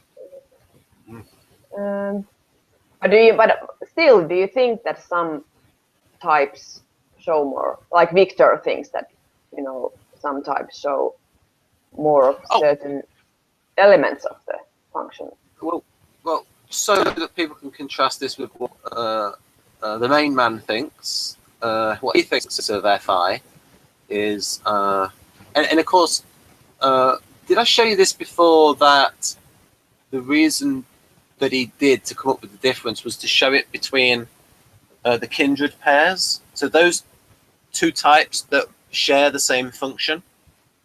So to tell the difference between, say, ISFP and INFP, both being FI DOMs, and he would like show how FI is different in those two. But what we could say is, but their FI might be different because of their temperament. So the FI in INFP, with their more abstract NF temperament, they might be thinking more of the consequences, and so they're not going to be as impulsive and judgmental as an ISFP, which is more going by an instinctual, in the moment, artisan type temperament. So and it's also related to the positivism and negativism reigning dichotomy. Right, and I pronounce it reigning because he spells his name like that on Facebook. He spells it REYIN. Yes. What we got here? We've got R. Right, so R is FI, because ethics of relations. So for INFP has forgiving people, giving them benefit of the doubt. You can tell a Russian's translated this, not giving them the benefit of the doubt, but no, just benefit of the doubt, no the. And grieving and comforting those struck by grief, being kind to others. That's the ethic of E.I.I. And then ISFP, keeping others at a distance, being suspicious, holding a grudge. Such is the ethics of ISFP. But I would hasten to... That doesn't sound very nice for ISFP. Yeah, I know. But I would hasten to add that they have got... So maybe when I eventually get the... And Kersey said that ISFP is the kindest of the types. And that might be... But again, it's that thing, to the people they respect and are loyal to, they're the kindest. But if like anyone... So it's like... with them, it's like really is like maybe a love-hate thing. Like the people they love, they really love and put a lot of loyalty to, and maybe that they're putting so much time and effort into those close people that if they feel betrayed, they like feel it in their core, because it's like the positive and negative of FI.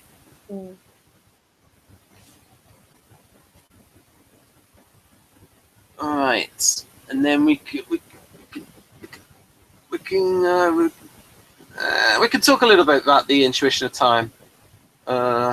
Is it T? Yeah, TI negative for INFP. So thinking of the past, remembering past errors, trying to prevent them. Right. So yeah, the negative cast to it. So like I said, yeah. So INFP is looking for the consequences of what they're going to say. Is this the same for ENFJ minus T? So which function? Oh, they have the same charges, ENFJ. Yeah. Because I think if this, I don't. Is it okay to mention what Viktor Gulenko thought about my type? Oh yeah, we've mentioned it earlier on. Yeah, because I think he. yeah. But I was thinking he mentioned that I would be the minus T subtype. Oh right, interesting. Yeah, I think I'll check.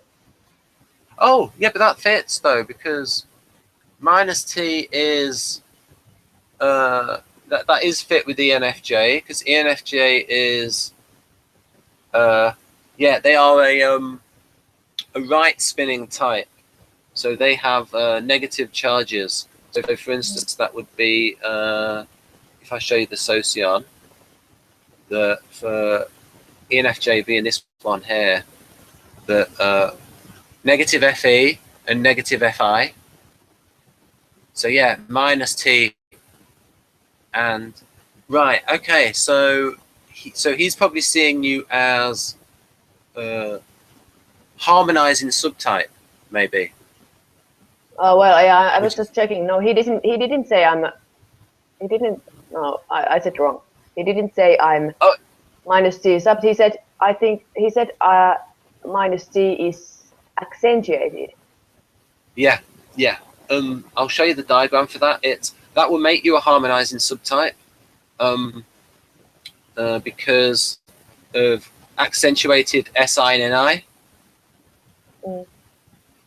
So like in Victor's view of you is that you're more of an introverted, socially introverted extrovert. So so what he's done is he's changed the dichotomy from extroverted to need for contact with people, introverted to distance from people, rational to the ability to finish projects, and irrational to initiating projects but not finishing them.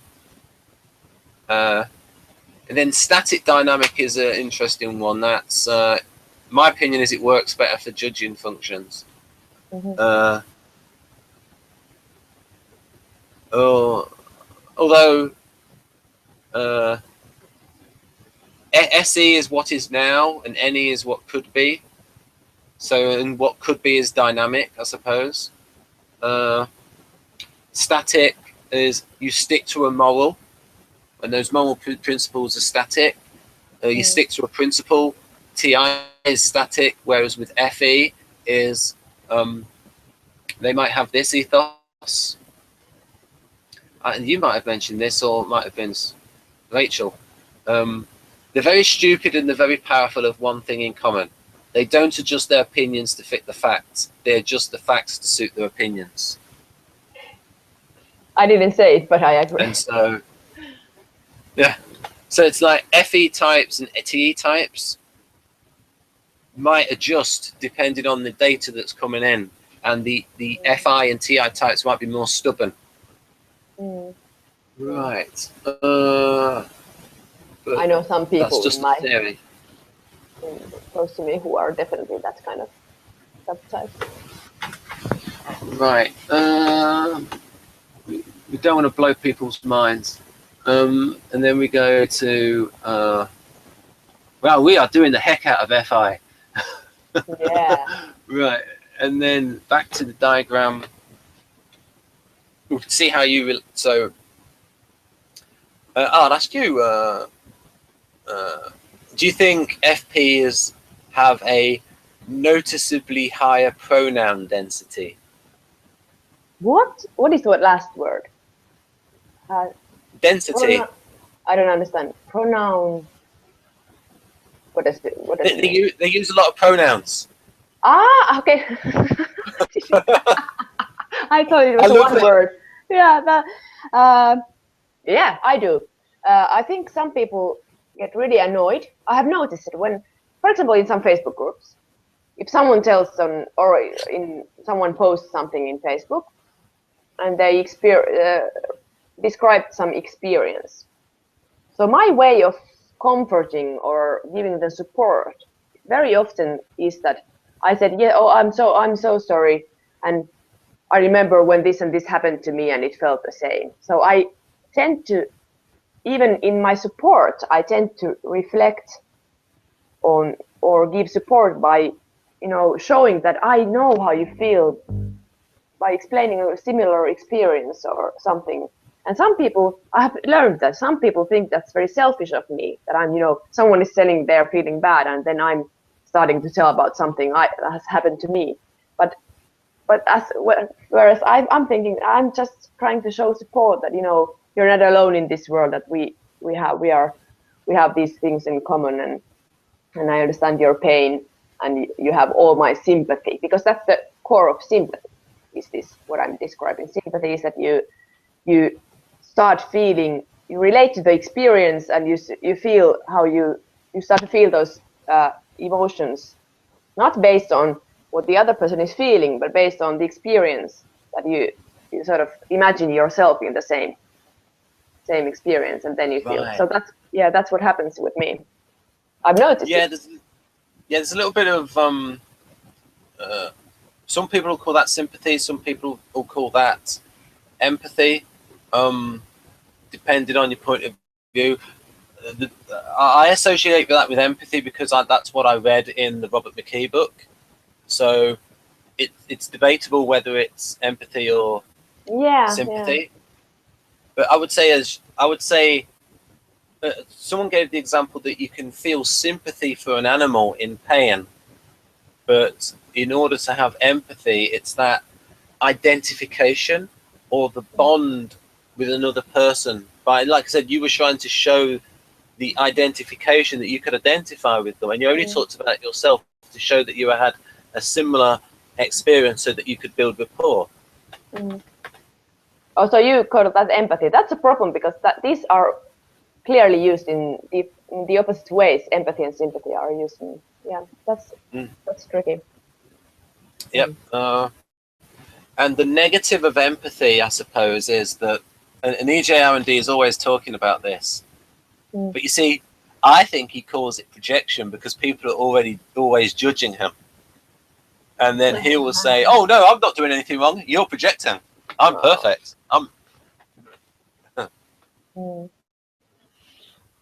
There are quite a lot of people projecting. And, that I think statistics are not being favorable. And again, I think that relates to the emotional intelligence of the INFP, as to how much they are projecting and how much they're empathizing. Yeah. I don't know, maybe that's changed in you over time. You talked before when you were younger that you were more emotional with your FI in terms of expressing. Yeah, value. I was more reactive. That's for sure. I was more reactive in that I would have harder time staying objective. I usually lost it sooner than nowadays.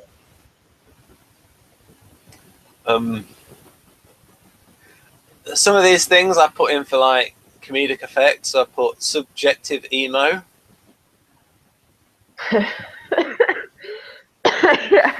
Yeah. I've never been really emo, but I've been very subjective. Maybe a bit emo. Yeah, I admit. I mean, like the Enneagram 4 INFPs. That's the 4 in me. I admit it. Okay. It's like the girls that wear the INFP glasses, like the big black glasses and all dressed in black, the same. And I was gonna ask them if they were prescription glasses, because I was like sure that like all three of them wearing the same glasses. No. Was that just an image? Now I've put self-centered here. This can be like positive and negative in the but I'll put it in the negative column. But you have to be, in terms of, it's all about how people or things make them personally feel. What about that? Yeah, I did. Yeah, I am self-centered, and I think most FI ego people are self-centered, especially FI leads can be self-centered. But like I said, like you said, I don't think it's only negative. I don't understand how it can be. This is the same as people call me moralistic if I talk about morals, but they find it annoying. But I don't know. I think that's the core of humanity, to reflect on our values, because it's not for some bad goals that INFPs or ISFPs want to reflect on, or go self-centered and reflect on their emotions or values. They are not usually doing it for some bad goals, but they are doing it because they think it's very important, and they want to understand why their reaction is something, and how they can usually make it better, or of course, how they personally feel can be compassion, sensitivity, positive emotions. So whereas you could say, if you're looking at like the opposite type, and Dario, as you know, Dario showed that the ESTP is the opposite of the INFP. Well, they can be self-centered as well, but and they're not as considering much the feelings of others, although they might over time get to a point where they consider the feelings of others in so much as that way the other people can treat them better. So that could still be selfish, where they're like, it's almost sociopathic, where they are nice to people so that people are nice to them, rather than having the actual instinct. Although again, that can be bias from me because of my type, and bias against, again, tolerating SPs is and here's one, and you'll know this from Dario, is close-minded after judgment made. That's true. I can be close-minded, not with every judgment, but if it's a strong value, like I said, then I can even listen, but I actually don't listen in a way that it would affect me or my judgment. And I am close-minded. Have I spelled judgment right? Oh, what? Sorry, what did you say? Have I spelled judgment right? Should it have an E in it after the G? No. Oh dear. Oh dear. Yeah, that's bad. Your TI is embarrassed now. Oh dear. Also, the self-centered is really wrong. And then again, me making a political point at the time, where I was annoyed by a particular INFP. Suppresses logic. That's in Dario's book though, about the FI and the TI suppressing each other, like the TI types being bad at FI, and this is suppresses logic, e.g. hard for FI ego types to understand Peter Schiff. Mind you, it's hard for most people to understand him. I don't know. I don't even know who he is. So. Oh, it's like he's where I get a lot of my economics from, so he's to blame. Yeah. I can see that. Yeah, so for example, here's an example. I won't spend long on it. So he would talk about racially based lawsuits being counterproductive, because if you're an employer and you've already hired someone and they happen to be black, well, you're not racist anyway. But then if you have a situation where, oh, if I fire that person, they might sue me on a racially based lawsuit. And so then when you come to hire someone, they might think, well, if I hire this white person, they and like Peter Schiff's in the NTP, so he will go into this area, and then they would say, well, do I hire someone who can't sue me, or do I hire someone who could sue me? And so they might take what some would say is the racist option of not hiring the black person because they're worried about getting sued. Yeah, well, that's the same thing that the problem that some, especially small businesses, don't want to hire females between 20 and 40 because they might get pregnant. Yeah. So I would say that I don't know if that's a valid argument to not be, to not have a lawsuit against a racist employer, because if so, and just let them be racist, because otherwise they might not hire any black people. Yeah, I don't know. But it's like it's giving into this. It's giving into this really bad. Yeah, it's true. It's because if the person's hired them in the first place, so it's like they're saying, was I a racist when I hired them? But of course, you can get, you get tricky situations. Employment law is very tricky. And it's one of those things that makes people not want to start a business and like just employ themselves and family members. So hopefully, very tricky. Very tricky. Oh yeah, one of the things I'll talk about in terms of what women are paid compared to men.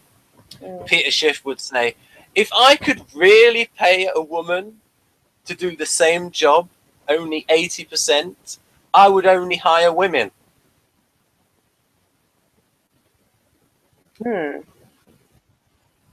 What does he mean by that?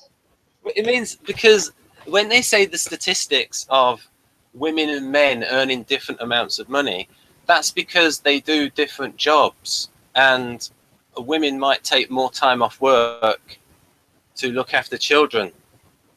But if you actually look at the same job, say if you're an employer and you've got a workforce, and if you literally could employ a woman in a factory and her performance is the same as a man, and you could literally pay her 90% of what you pay a man, then the business owner would think, I'm just going to employ women. Yeah. So that's sort of, again, that's an example of FITI. And so, and these are the sort of things that Peter Schiff says that you don't actually think about until he says them. It's just, you know what, he's got a point. But he does but is he just showing, he sounds like an ENTP, but is he like just showing that, the alternatives, or is he also making a point or taking a side in this? Well, it's what he's doing is mocking the argument, because he's saying it's illogical to say that women are paid less when it's for the same work in the same job, and that when you actually look at the stats, because they just look at pay overall. But he's just ignoring too many other facts. That's what I would say. Yeah, but he would say, Peter Schiff would say, the reason why they paid less overall is they're choosing to do different jobs, or jobs which are more part-time, or jobs where they work fewer hours because they want to spend more time with their family. No, but it shouldn't. I mean, the wage doesn't go like that. I mean, if you do 80% a week, then that shouldn't be compared to full-time wage. Of course not. I mean, that it should be compared to the same kind of amount of work. But the fact is that some fields, like for instance, nursing, are paid so much less than other fields that have the same level of education. So they haven't spent. That's a good point. That's a good point, that certain roles performed by women, in those particular roles, you could say those roles are undervalued. But but people in the same role, I don't think any business would think, like, especially if they're struggling. If I employ men, I've got a bigger wage bill than if I just employed women. And so it's, and what Peter Schiff is saying here is he's making the point that the difference in wages is to do with the fact that they're in different jobs. And if you actually compare the same job. But that is, at least in Finland, we have research that men are paid more in the very same job as women, or more than women. And I'd sack them then and just employ women. Yeah, but that's It's a bit more efficient. But they are not so men. They're just they're just paid more. Men are just paid more, and and of course they are trying to find out why they are paid more. Wow. What are the reasons? There must be a lot of stupid business owners. I mean, I would just employ women then, because my wage bill would be less. Yeah. But you can get these things. There are some people, I would imagine, in certain professions, let's say they might think, oh, I'm only going to pick a man for this. But maybe if they had better TI, they would make a more logical decision. Yeah. But interestingly enough, the one area where they don't apply these laws is in the entertainment industry. And there you do get men paid more than women for, and you could say for doing the same role. And Peter Schiff is an ENTP. He will go into these areas. He will talk about, oh, but male stars are attractive for longer than women. That's why they're paid more. And it's like, Peter, why are you talking about this? I won't read him. But but it's just an example of, you don't have any of those laws in the entertainment industry where they say, oh, you have to pick the equal number of, because it's exempt. In England, they exempt it from those kind of lawsuits. Right. What have we got here? We've got, I've done now the positives. All the lovely positives. Conscience. Gut feeling and conscience. I don't know if I trust my gut feeling. Maybe sometimes, but not always. But I've always, But I've always had very strict conscience. My mother always said that even as a child, I was always worried that I would do something wrong. Yeah, that's probably more, the gut feeling is probably more SFP. And the conscience is more abstracted by the NFs. ENFPs can have strong gut feel. I have many ENFP friends who always say that just do how you feel, just trust your feelings. And I'm like, yeah. I won't do any more FI versus TI things, but it's just like give the audience an idea of what it's like with the balance, because you have to think of an issue where you have two approaches. And Peter Schiff's such an ENTP. He's horrible. That's what I mean. Close-minded after judgment made. He sounds horrible. So I won't change my mind. No, I'm joking. Maybe I have to read him. I have to ask my brother if he has read him, because he's an economist. Ah, right. Yes, great. That'd be great if you could get him. If you could read him. And I think he's ENFP or ENTP. He might be ENTP.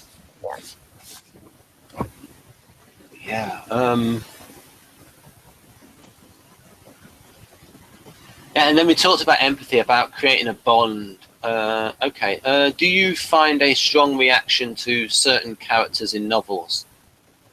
Yeah. Connection. Yes, strong. especially as a child. I did. Ah. And so any sort of character that you thought was like you were able to like? Yeah, like Anne of Green Gables, you know? Do you know Anne of Green Gables? You have to know that. I saw the TV I saw the TV adaptation. Didn't read the book. Yeah, but the books are like classic girls' books. They are, and also Emily of the New Moon. There was in the Emily of the New Moon series, there was this other. Her best friend was called Ilse.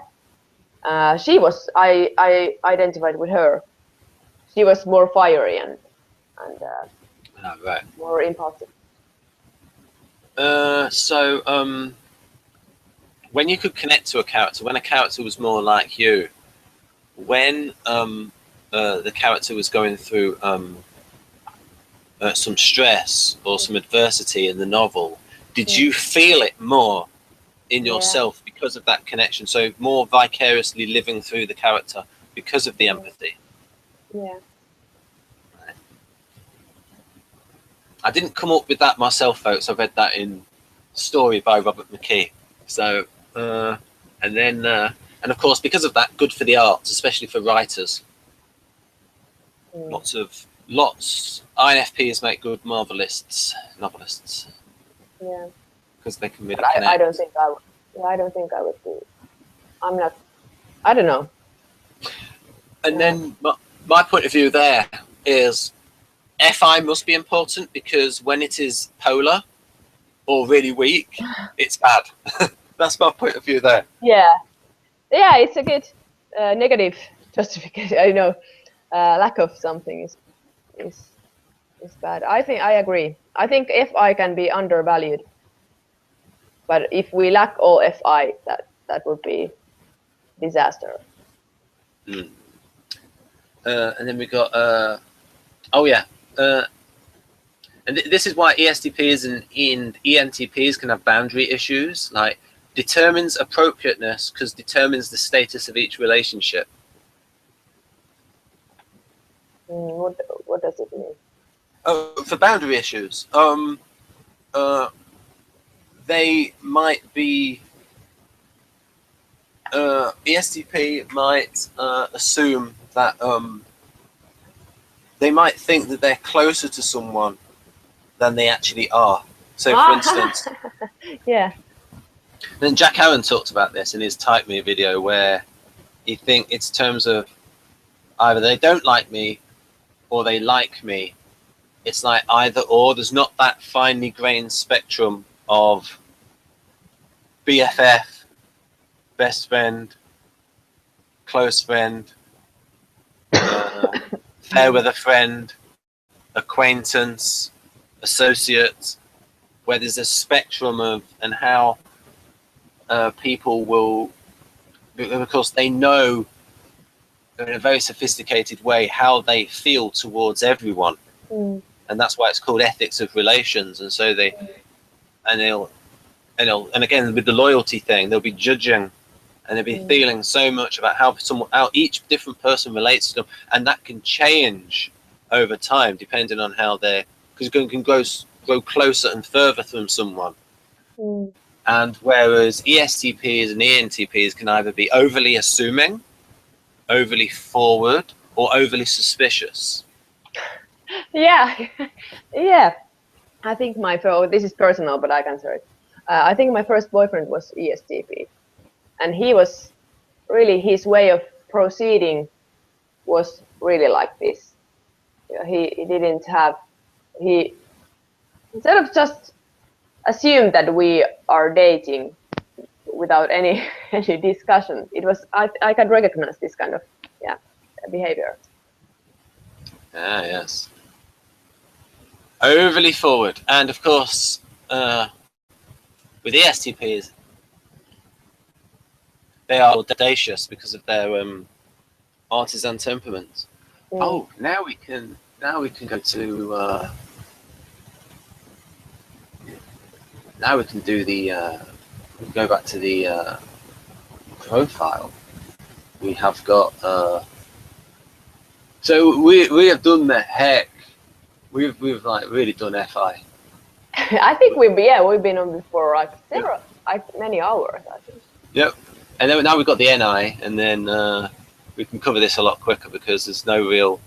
Because I can't really think of a debate about NI versus SI apart from SI is like sticking to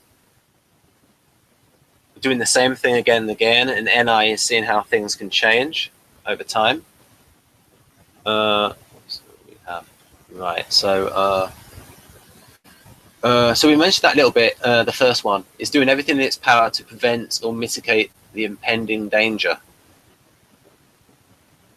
Yeah. Yeah, I think we talked about that in terms of nursing, and you told that story about intervening for someone's own good because you could see something going wrong. And I think this relates very strongly to type 6 Enneagram, like we said. Yeah. What about learns from the past? Hope so. Right, okay. Maybe, I hope so, but not so. Like I said, I can be impulsive, so then I can reduce. Oh, in what sort of ways are you impulsive? In some decisions, I am very impulsive. I can turn my. Like I said, I'm not persistent. I'm not very persistent. So no. I can give up very impulsively on things and even people sometimes. Or it's related to being emotional and impulsive, so they usually go together. Right. Because I was trying to differentiate between your kind of impulsivity and an artisan's type. I think it's different. Yeah. And then we got well allocates time between different things.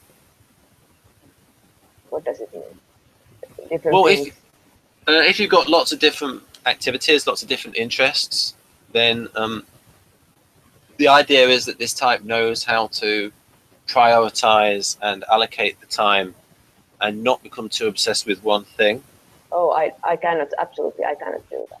I'm really bad at this. Right. I'm really bad at prioritizing. Right. So that might be something that Dario says about something that's developed over time. And then something like punctually comes to events even if he knows that you can be late. That's true. I like to be in time.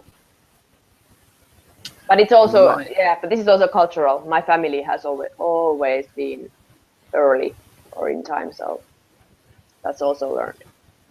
Right. Then what we can do is just to quickly